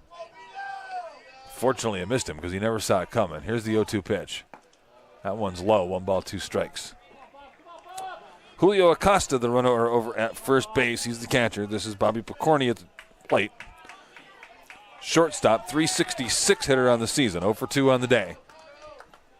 Keystone looking to break through, get something on the scoreboard, and tie this baseball game. And there is a little looper over second base. It's going to be a base hit for Picorni. And baseball gets away, and now everybody's going to advance. So Acosta advances to third. Picorni gets a single, goes to second base on the air. So the new pitcher, Delvecchio, finds himself in a little bit of trouble right away. He's got runners at second and third and just 1 out. And Chris Hansel, third baseman, comes to the plate. Hansel lined out to shortstop in the 3rd inning.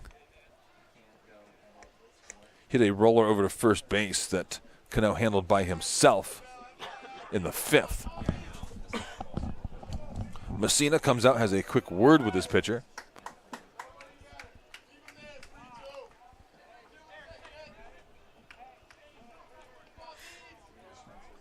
Hansel, right-handed hitting third baseman, gets some last-minute instructions, and he steps into the batter's box now. So runners on second and third. Keystone threatening here in the top half of the 7th.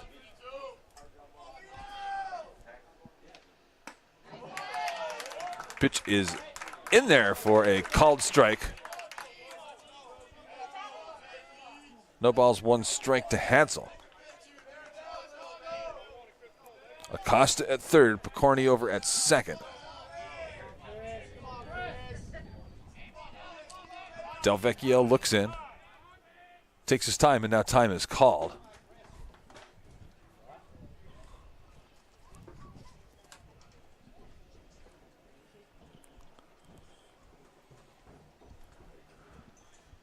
So now this will be an all-infield conference on the mound.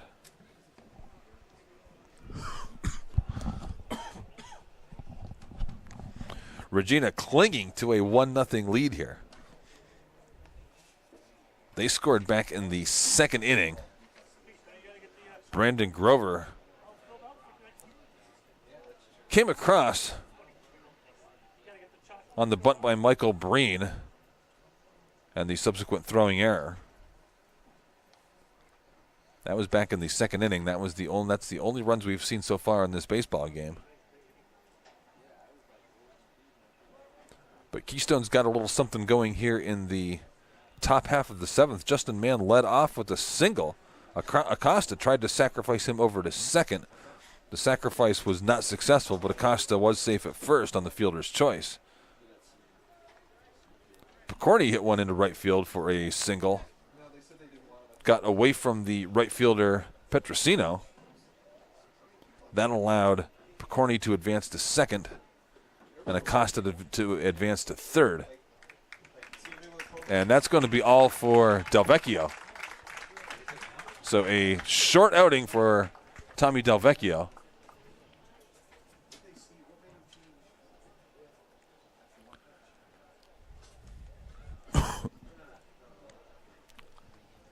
It's interesting that they decided to make the pitching change after he had already thrown a strike to the number 9 hitter, third baseman Chris Hansel.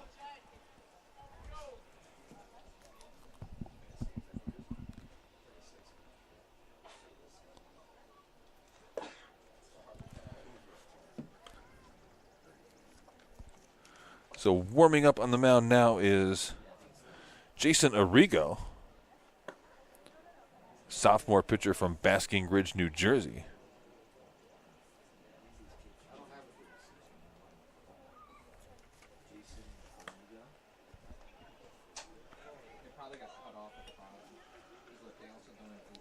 So Arrigo will get a chance to warm up a little bit here.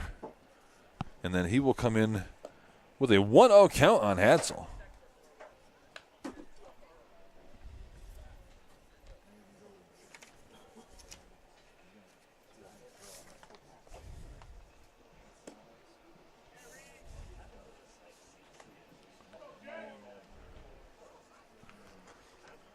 So Regina already into their third pitcher of the day, which is kind of the thing you want to avoid in this this format.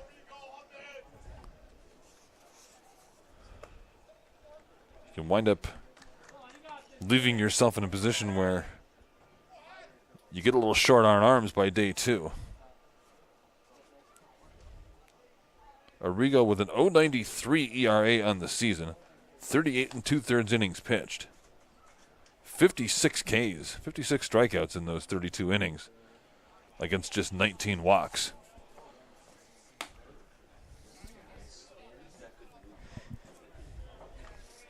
Now pitching for Salve, Regina, number 36, Jason Arrigo. So Arrigo comes in. 1 out, runners on second and third. Hadsel at the plate. It's 0-1 to Hadsel. And the Keystone third baseman steps back in now. And he'll face a brand new pitcher in Arrigo.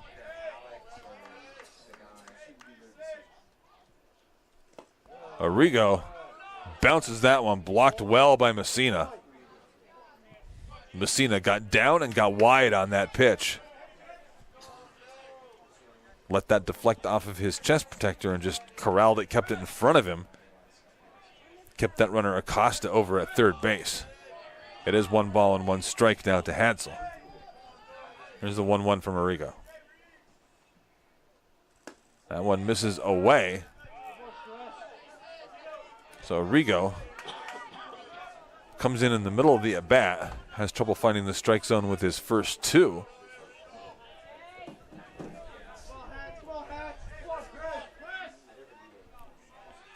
2-1 count now to Hadsel. That one just misses low and away, and now it's 3-1.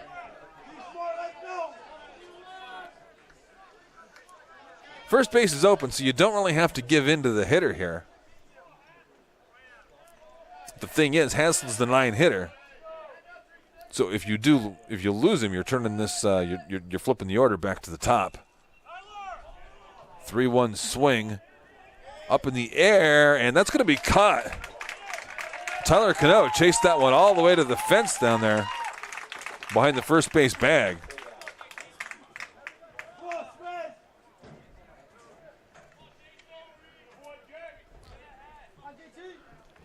So now it's second and third and 2 out.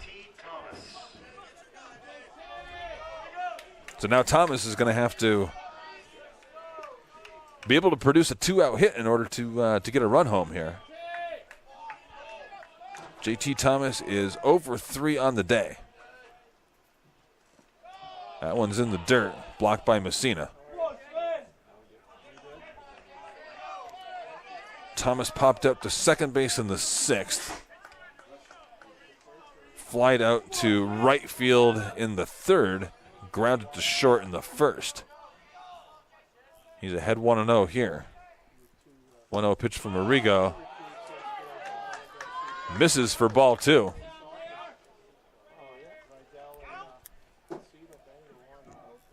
So quickly into a hitter's count now for JT Thomas, 2-0. He's got runners at second and third. That's Acosta over at third, Picorni at second. That one misses away.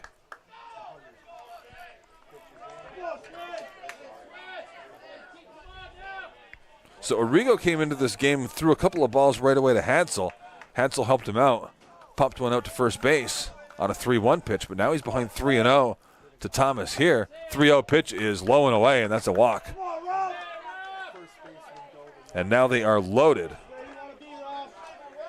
for Robert Estrada, the right fielder. Estrada walked in the 1st, grounded up to short in the 3rd, lined out to center in the 6th, and now he's up with the bases loaded. He's a .397 hitter on the season, .514 on base. And Arrigo is in a jam out there. Arrigo gets that one into the dirt. Once again, blocked well by Messina, but once again, it's Arrigo falling behind the hitter quickly.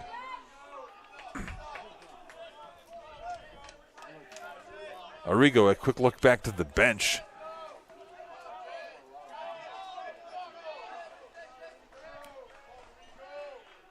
Here's the 1-0 pitch. That one's in there for a strike. Hey, now we go, Rob. There we go. Come on, Rob. Estrada up there taking until the pitcher can show he can throw a strike. Hard to blame him for that. 1-1 count now. That one's in the dirt again, and again it's blocked by Messina. Messina doing a lot of work back there.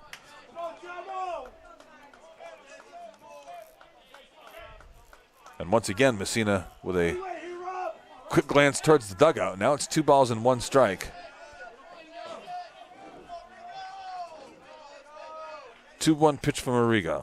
That is swung on and hit towards shortstop, and it's going to be caught. Michael Breen goes up and makes the catch for the 3rd out of the inning. And Keystone is going to strand them loaded in the 7th. On to the bottom of the 7th inning we go. Score is still 1-0 Regina. They lead Keystone here on the campus of Misericordia University.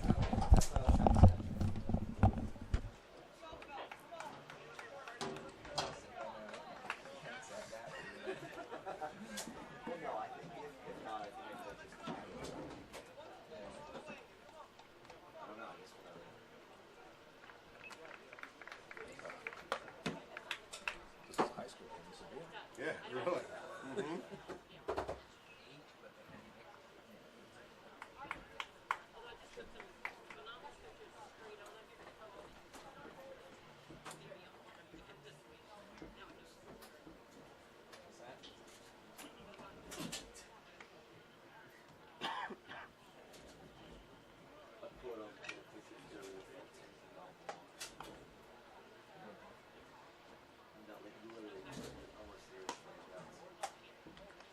There have been some 3-pitch strikeouts. Couple nice plays. This guy's. Yeah, he's not good. I'm not sure. Trying to maybe try to save him for Sunday. You already feel 80 pitches. No, that was a different one. Oh, you're talking about that was exciting.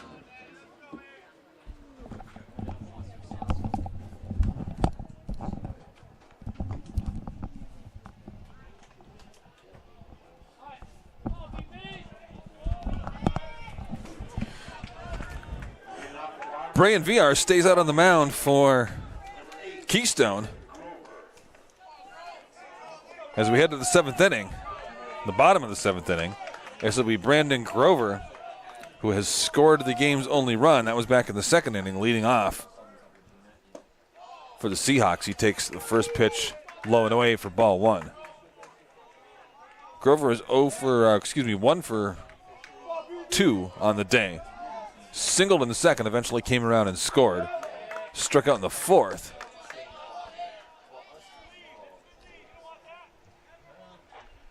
And now here he is in the 7th, still with that 1-0 lead, 1-1 count. That one misses just inside. 2 balls and a strike to Brandon Grover. Grover, a .441 hitter on the season with a .551 on-base percentage. 1-1 pitch swung on and fouled down the left field side. So the count goes to 2-2.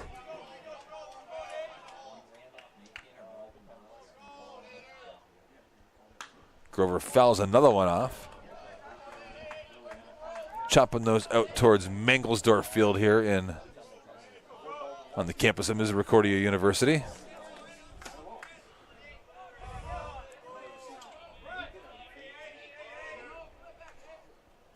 That one is going to be grounded through the hole on the right side. Second hit of the day for Brandon Grover.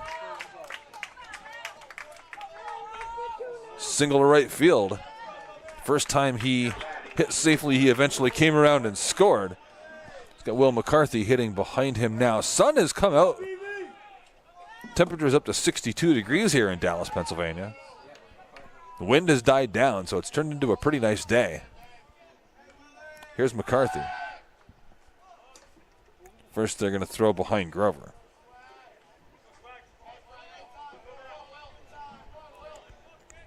McCarthy singled in second as part of that that sequence that eventually saw Grover come around and score. Popped out to center field, and now he lays down a pretty good-looking bunt, and he's going to be safe at first. Throwing the dirt, Ramo unable to dig it out.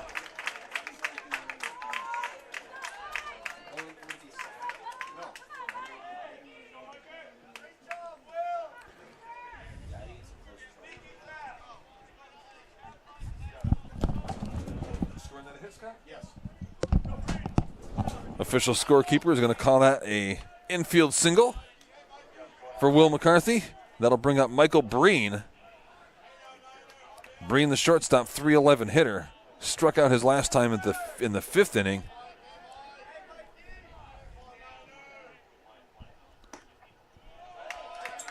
Breen squaring to bunt. Now remember, Breen was up in a similar situation in the second inning. He laid down that bunt. Hadsel couldn't get the throw off to first base correctly.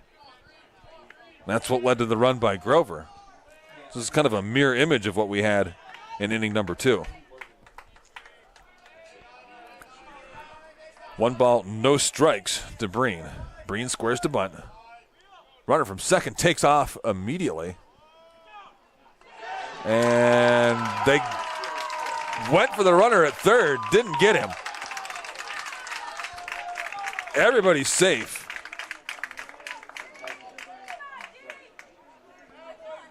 That one you can score a fielder's choice for Breen, but now the bases are loaded. There's nobody out.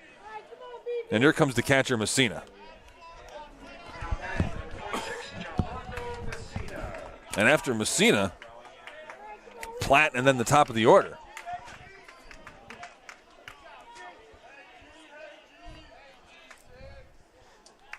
So Keystone threatened in the top half of the 7th inning. They were not able to get anything across, and now Regina has the bases loaded right away, and that's a line drive to right center field. That's down. 1 run will score. That's Grover. McCarthy will come around and score. Right behind him is Breen, a 3-run double for Messina. And Regina takes a 4-1 lead.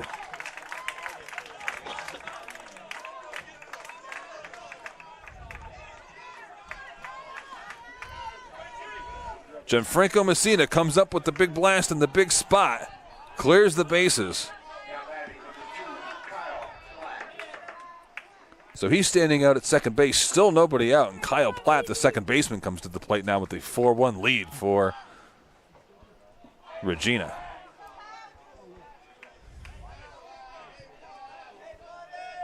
Excuse me, 4-0 lead. Bunted back to the pitcher, and he's got no play. That advances the runner Messina over to third, and now they've got runners over at the corners. And still nobody out. And we're going to go back to the top of the order. And D'Amato.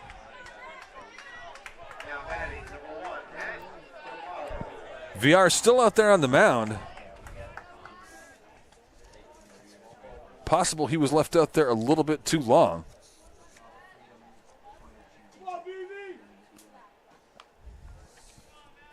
Coach Jamie Sevchik not making an appearance as of yet, though. 4-0 in favor of Regina. They've got runners on the corners and nobody out. D'Amato scores to bunt. Pops that one back behind the backstop.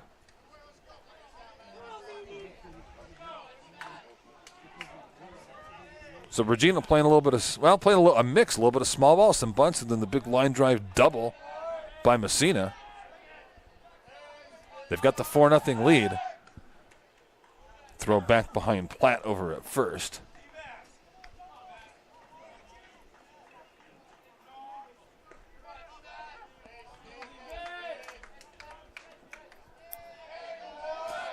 The 0-1 to D'Amato. Swung on. Hit to center field, charging, and now underneath it is Thomas. Runner from third.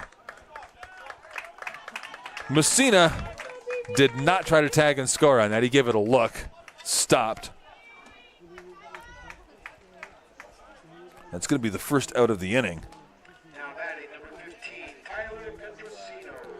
So Tyler Petrosino, who came into this game back in the 5th, his second at bat, he struck out in the 6th, struck out looking. He's got runners on the corners now with one away.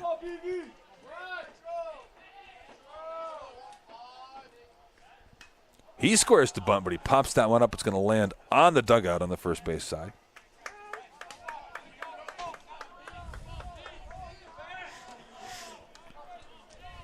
Four 0 Regina. They plated 3 here on the big RBI double by Messina. They've still got runners on the corners and just one away for Petrosino. Throw back behind the runner. Platt had to dive back there.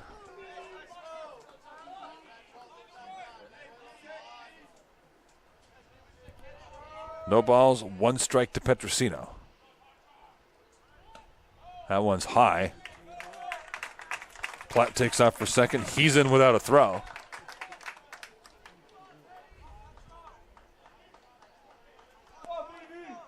So now 2 more in scoring position.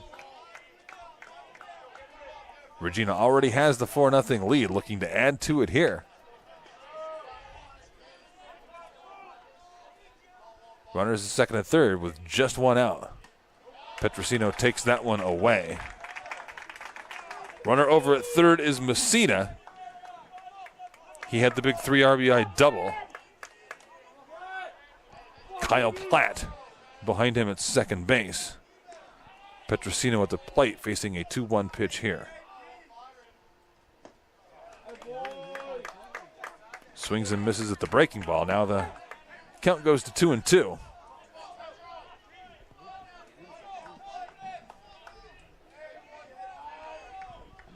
Strikeout would be big here for VR out on the mound. Misses up and away. Full count to Tyler Petrosino.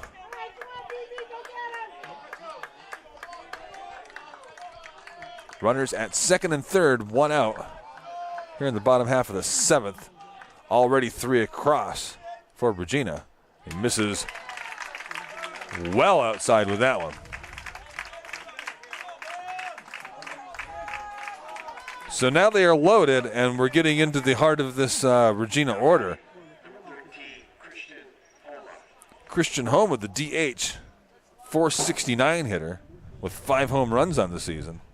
And a .528 on base percentage, and that might be all for VR.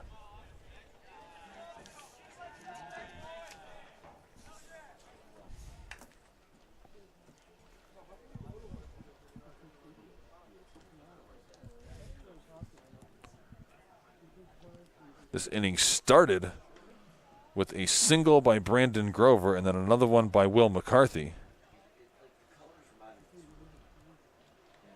Breen attempted the sacrifice, wasn't successful, but he reached on the fielder's choice.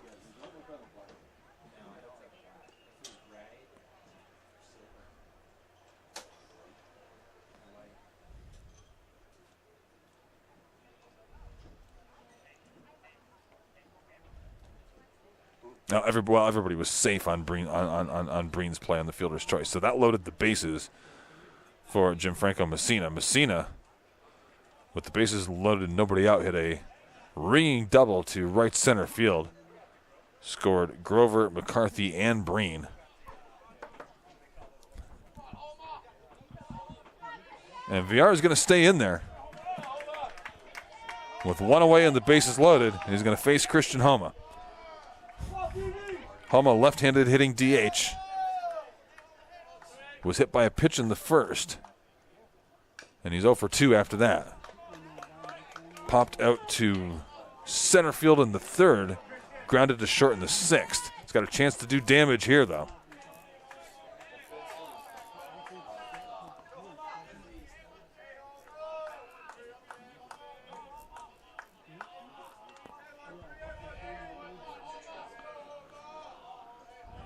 The 0-1 to Homa. That got him. Just nicked him, and that's going to score a run.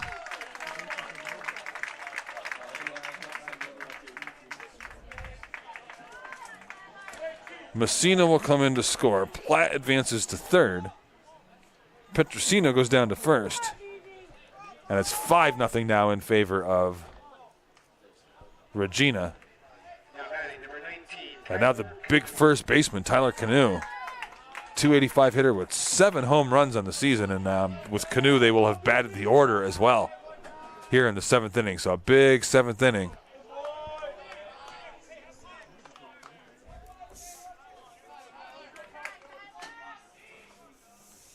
For the Seahawks.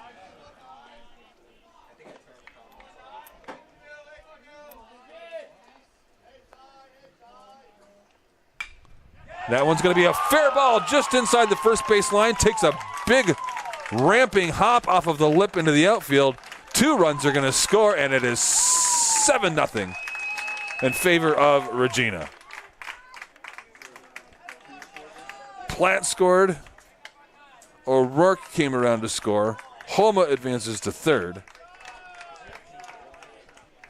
And Cano is on with a 2 RBI single.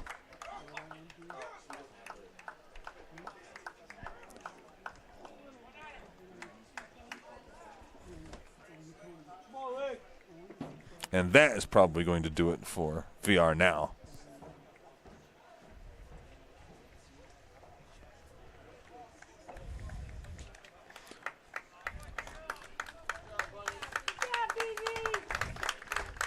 So it's a 6-run 7th inning so far for the Seahawks. 3 of them driven in by Gianfranco Messina, and then 2 more by Tyler Cano on the 2 RBI single there.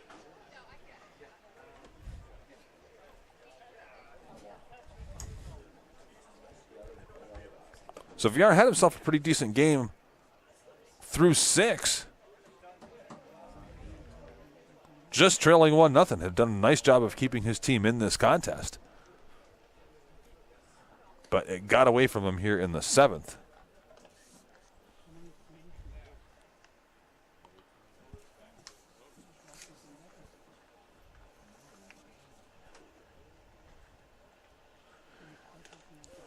It looks like it'll be Logan Lixie on to pitch for Keystone. He's got a 4.12 ERA on the season. Win-loss is 2-2. 19 2/3 innings pitched on the year for Lixie.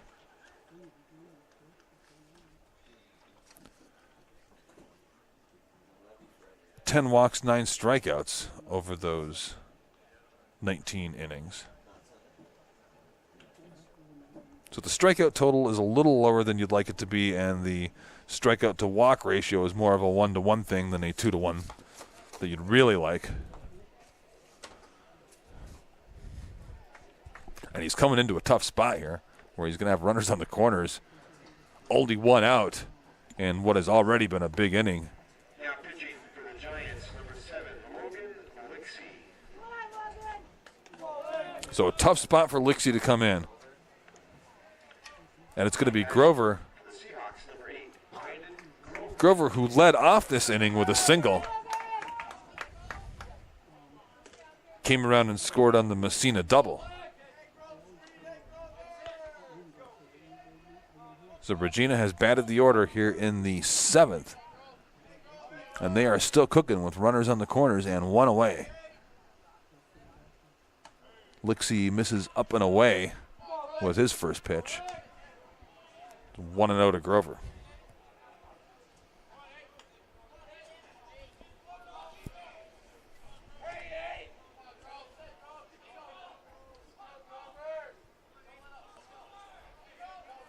Lixie takes a long look in. Now he delivers. That one drops in there for a strike. Count goes to 1-1. Grover just waiting to see the new pitcher throw a strike.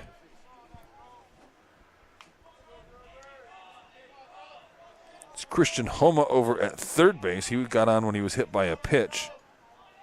Cano over at first. He had the 2 RBI single. 1-1 to Grover. Runner goes towards second base. He's going to be in there safe.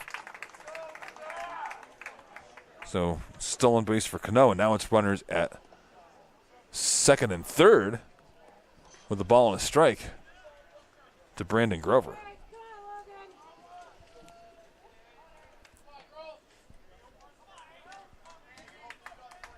Big inning here for the Seahawks. They've already got 6. Now they got runners on second and third and just 1 out.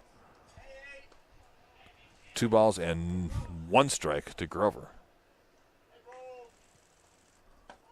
That one's high. And now it's 3-1. So Grover's got himself a hitter's count with a couple of ducks on the pond.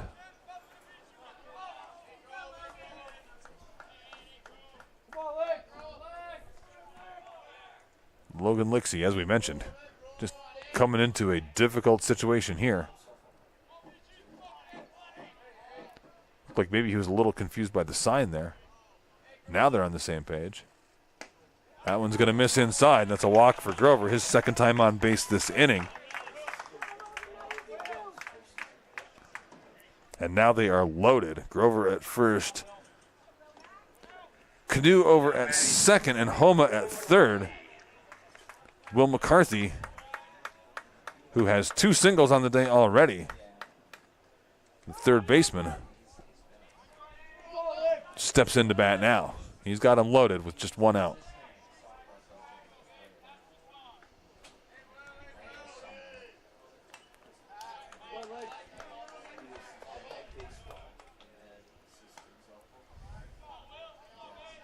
Keystone would really love something to happen on defense, a double play. Maybe a little bit earlier in the game, they had a line drive hit right at the shortstop. Picorni turned into a double play. Get McCarthy to roll over on something. Because now he's going to go back behind the backstop. Here comes the runner from third. Homa, he will score. Makes it 8-1 in favor of Regina. Cano moves over to second. Grover advances to second. So they've still got runners at second and third now, and just the 1 out. But there's another run in. And now it's 8-0. And this one has gotten away from Keystone quickly here in the 7th inning.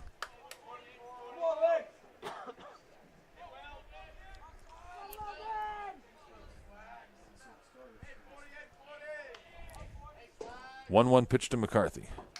That one gets away from the catcher, and that's going to score another run. Here comes Canoe. He scores. Now it's 9-0. Grover advances to third.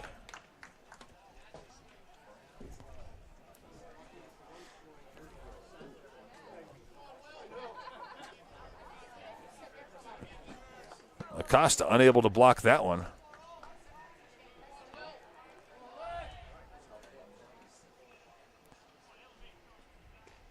Now Grover is the lone runner over at third. McCarthy facing a 2-1 pitch. Lifts that one foul. Count goes to 2-2.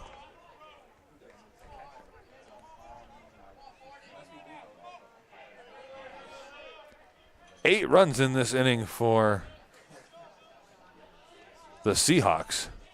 And they've still only got the 1 out and a runner on third. Pitch to McCarthy. That's going to be grounded up the middle for a base hit, and that'll be an RBI. 10-0 in favor of Regina now. And that is McCarthy's 3rd hit of this ballgame.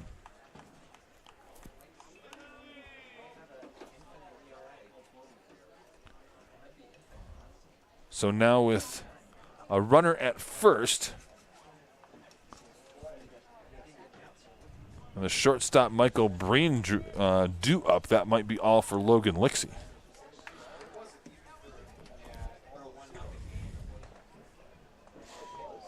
Only out of this inning so far was the pop-up to center field by D'Amato.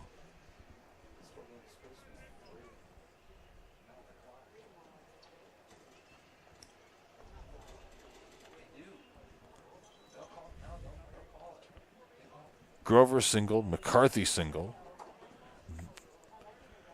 Breen reached on a fielder's choice, and then Messina cleared the bases with a double.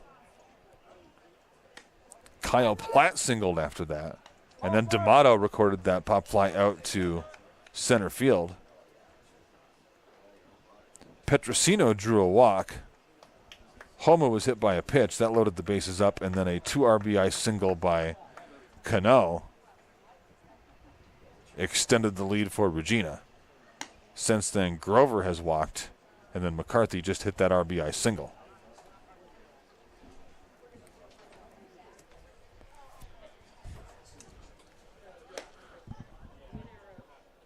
So it is 10-0 in favor of the Salve Regina Seahawks.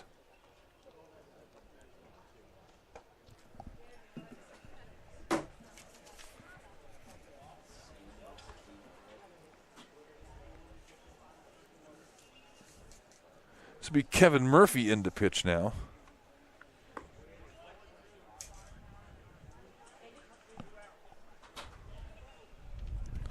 Murphy a 6.75 ERA on the season. Has not pitched. I haven't seen a lot of him. He's just got 5 1/3 innings pitched. In those 5 1/3, he's got 3 strikeouts and 2 walks.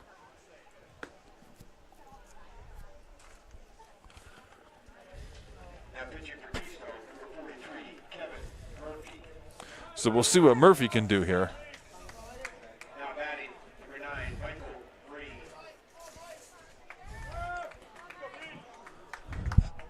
Michael Breen with a runner at first and just 1 out.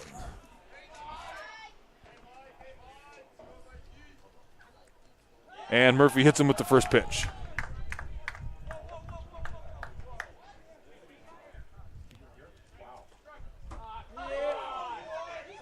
Oh, they're calling that a strike. They're gonna rule that he didn't get out of the way. That he didn't make an effort to get out. I'm not sure what he could have done with it. The ball was right at the lower part of his leg. That just freezes most batters. He certainly didn't lean into it.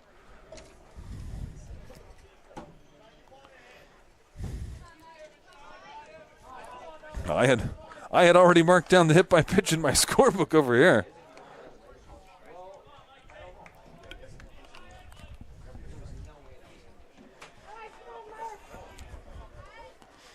So it's an 0-1 pitch now to Breen after Breen just wore one and had a strike called on him for the effort. That one misses up and away. Count evens up at 1-1. McCarthy is over at first base. He just had the RBI single, put the 10th run on the board for the Seahawks. That one misses well away. Now it's 2 balls and a strike. So Murphy has thrown 3 pitches. 1 of them hit the batter. 2 of them have missed well wide. But it's a 2-1 count. That one is on the inside corner for a strike. So now it's 2 balls, 2 strikes to the shortstop, Michael Breen. Breen really 0 for 1 on the day. He's got struck out in the 5th. Had a fielder's choice error in the 2nd. Reached on the fielder's choice in this inning. Dribbles this one to second base, and they're going to get him. Diaz fielded that cleanly. Does advance the runner. McCarthy. Now batting, number 26, Gianfranco Messina. So now there are 2 outs in the inning, but there is a runner in scoring position for Gianfranco Messina. Messina, remember, had the big 3 RBI double in the right center field that kind of blew this inning open to begin with.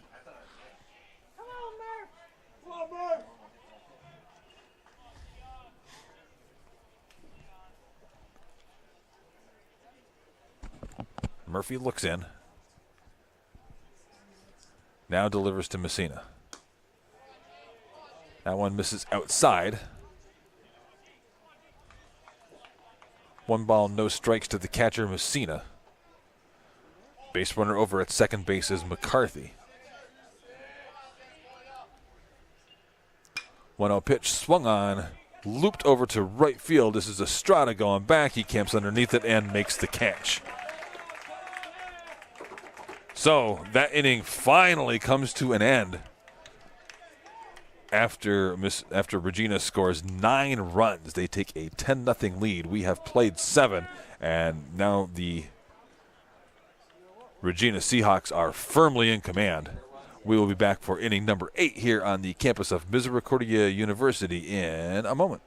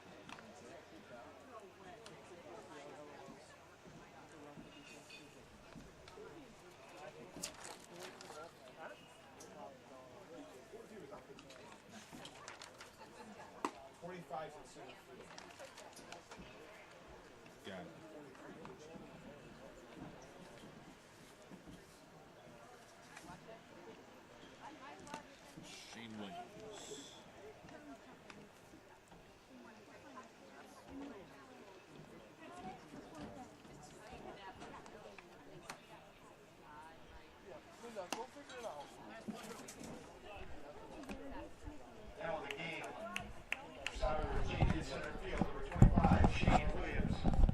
And pitching, number 43, Kyle Carosa. New pitcher on for the 8th inning here for the Regina Seahawks. Kyle Carosa enters the game. Also, Shane Williams takes over for Brandon Grover out in center field. And to lead off the 8th inning, this will be Anthony Ramo, first baseman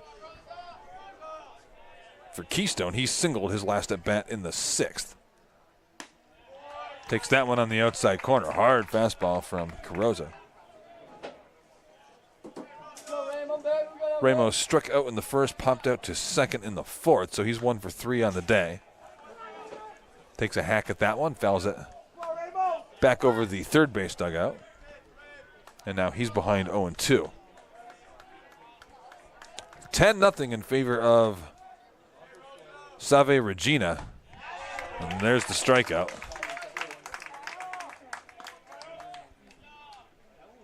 So Ramo is down on strikes. That'll send Giovanni Diaz, 361 hitter with 9 home runs. Good power right there.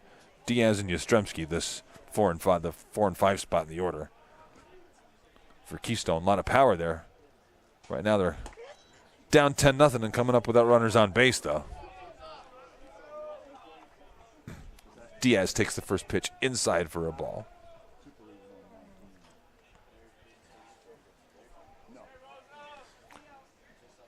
One-0 pitch.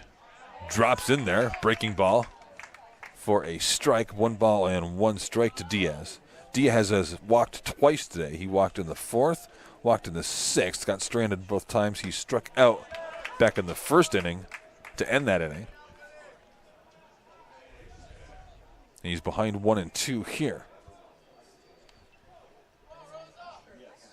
The 1-2 pitch to Diaz. Did he go? He did.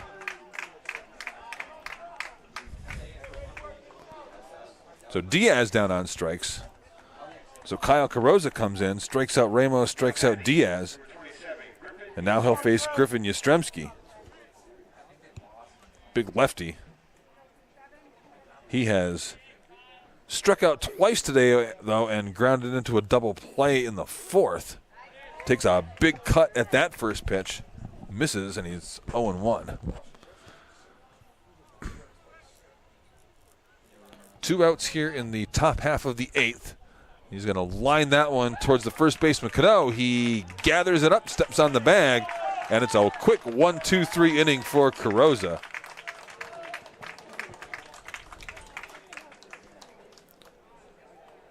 On to the bottom half of the 8th we go. 10-0. Regina firmly in command of this one.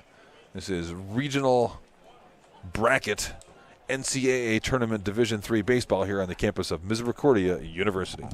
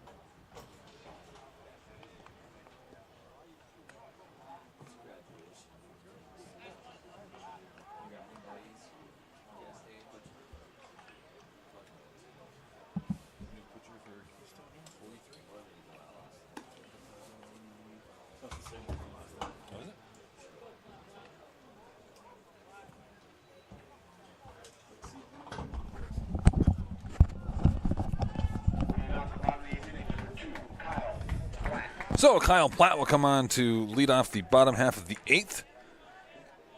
For Regina, they lead 10-0 here. Platt singled and scored in that big 7th inning. Struck out in the 1st, hit into a fielder's choice in the 5th and reached. Waves at the first one here.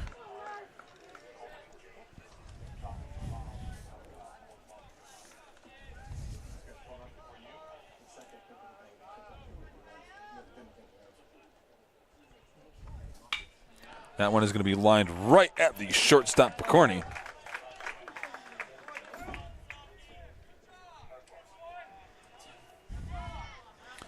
And that'll get us back to the top of the order. Matt D'Amato for Regina.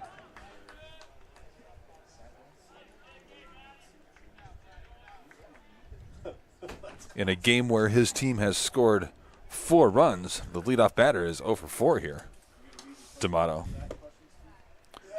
He has flied out to right field twice, or excuse me, flied out to center field twice and to right field once, and he struck out in the 5th.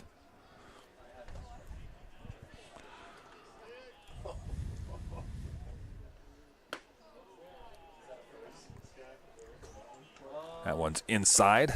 Count goes to 1-1 on D'Amato. Big 10-0 lead for Regina after that 9-run 7th inning. D'Amato takes that one inside. Count goes to 2-1.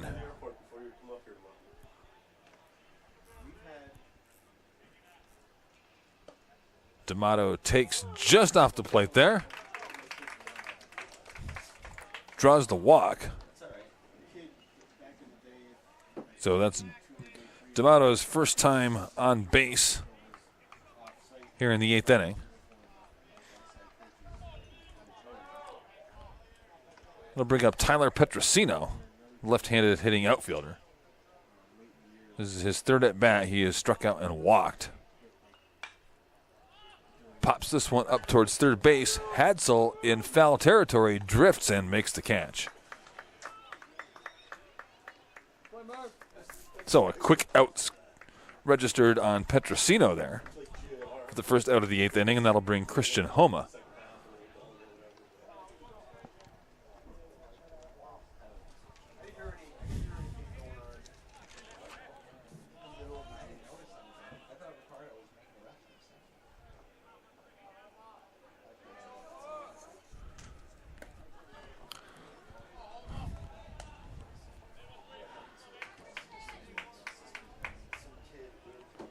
Christian Homa was hit by a pitch and came around and scored in that big 7th inning. Grounded to short in the 6th. Popped out to center field in the 3rd and was hit by a pitch. His first at bat in the 1st inning, so Homa has worn a couple today, but he does have a run to show for it. He's ahead in the count right now, 2-0.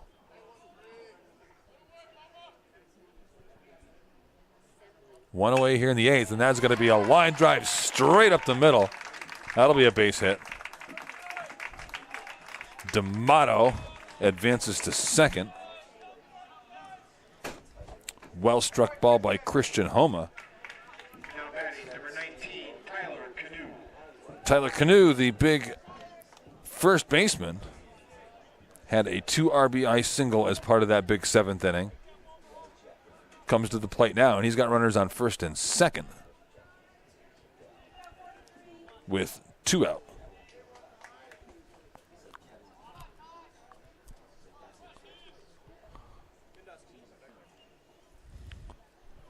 Kyle Platt led off this inning, lined one to shortstop. Petrosino popped up to 3rd base for the 2nd out. In between there, D'Amato walked, and Homa has that single. And now a 1-0 pitch here to the first baseman, Cano. That one's going to be drilled to right field, but right there is Estrada to make the catch for the 3rd out of the inning.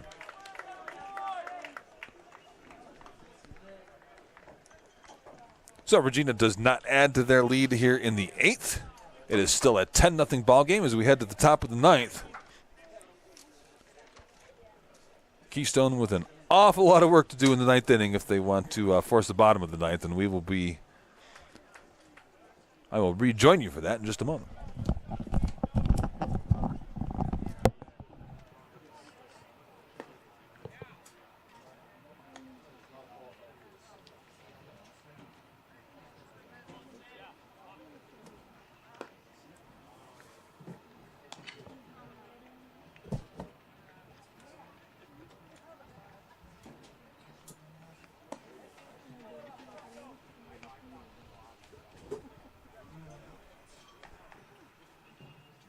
And just a reminder, NCAA Baseball Championship merchandise is available for purchase at the Mets Fieldhouse.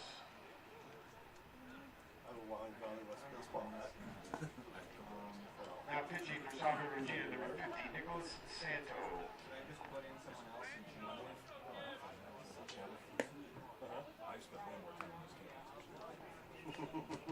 Like his name.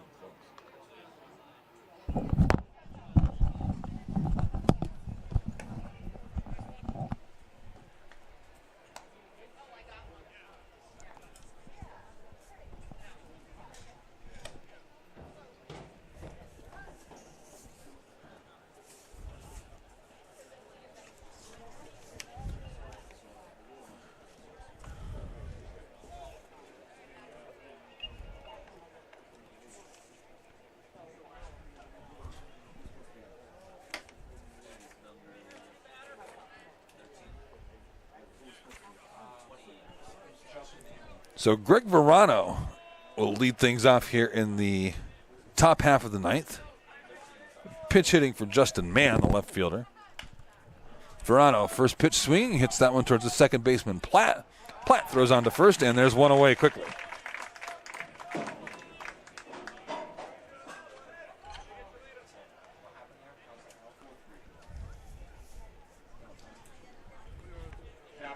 So now Julio Acosta, the catcher, comes to the plate for the Keystone Giants. Keystone trails 10-0 here, top half of the 9th. Most of the damage done in that big 7th inning by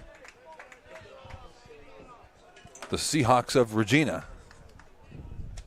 First pitch is in there for a strike. 0-1 to Acosta. Misses just high. 1 ball and a strike to Acosta. Acosta reached on a fielder's choice in the 7th, struck out in the 5th, grounded out to the pitcher in the 2nd. So he's 0 for 2 on the day. Takes that one off the plate, low and away. 2 balls and 1 strike to Julio Acosta. Fouls that one straight back into the screen right in front of our broadcast location. On deck hitter Bobby Picorni comes and scoops that up. And now it's 2 balls and 2 strikes to Julio Acosta. Seahawks lead at 10-0 here in the top half of the 9th.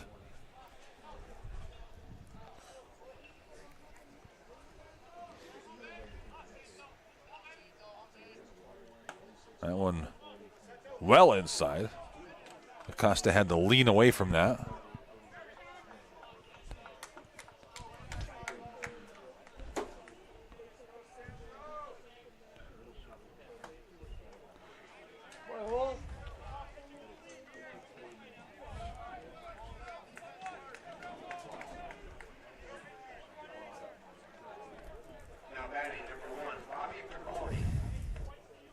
So Acosta draws the walk.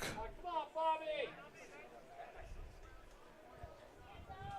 That'll send Bobby Picorni, the shortstop, to the plate. He singled his last time at bat in the 7th.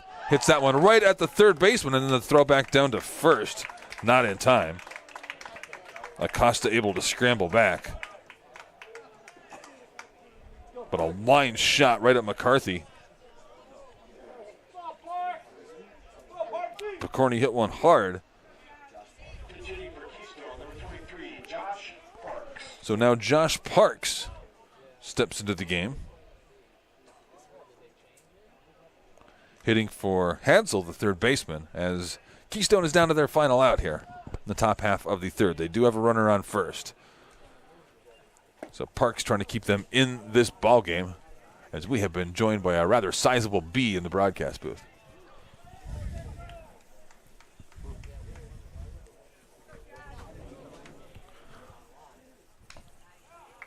Parks takes a hack at the 1-0 pitch. Chops it back behind the pitcher, Messina. Count goes to 1-1.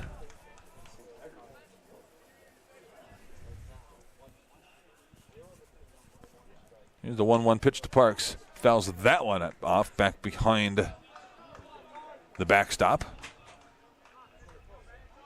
And now Keystone down to their final strike. Carroza looks in. Delivers. That one's going to be hit over towards the second baseman, Platt. He gets it to the shortstop, covering Breen at second for the final out of the game, and that will do it.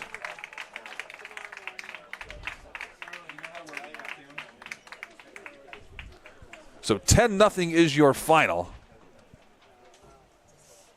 Regina. Salve Regina will advance to the winners bracket game tomorrow afternoon. Keystone will play tomorrow early in the morning. 8:30 in the morning is when that first game gets started tomorrow. So that's when Keystone will have to play. Host Misericordia Cougars will be underway a little bit later on here at Tamber Field. They will take on Washington and Jefferson. My friend and colleague Paul Garrity will have that one for you, and then Paul Garrity and Jim Riley will have the balance of this regional tournament tomorrow on Saturday and, if necessary, Sunday. For right now, Salve Regina with the 10-0 win over Keystone to get things started in this regional bracket of the NCAA Division III Men's Baseball Tournament. My name is Rick Starron. Happy to be with you here on a Friday morning. Enjoy the rest of your weekend.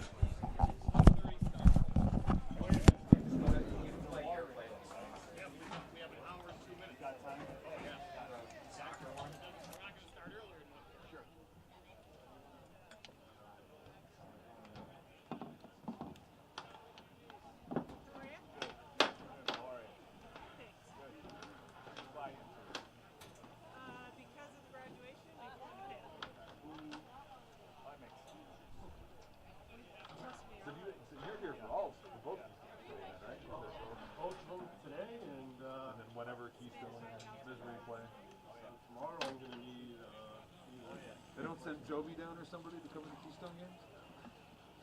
Synergy. Synergy.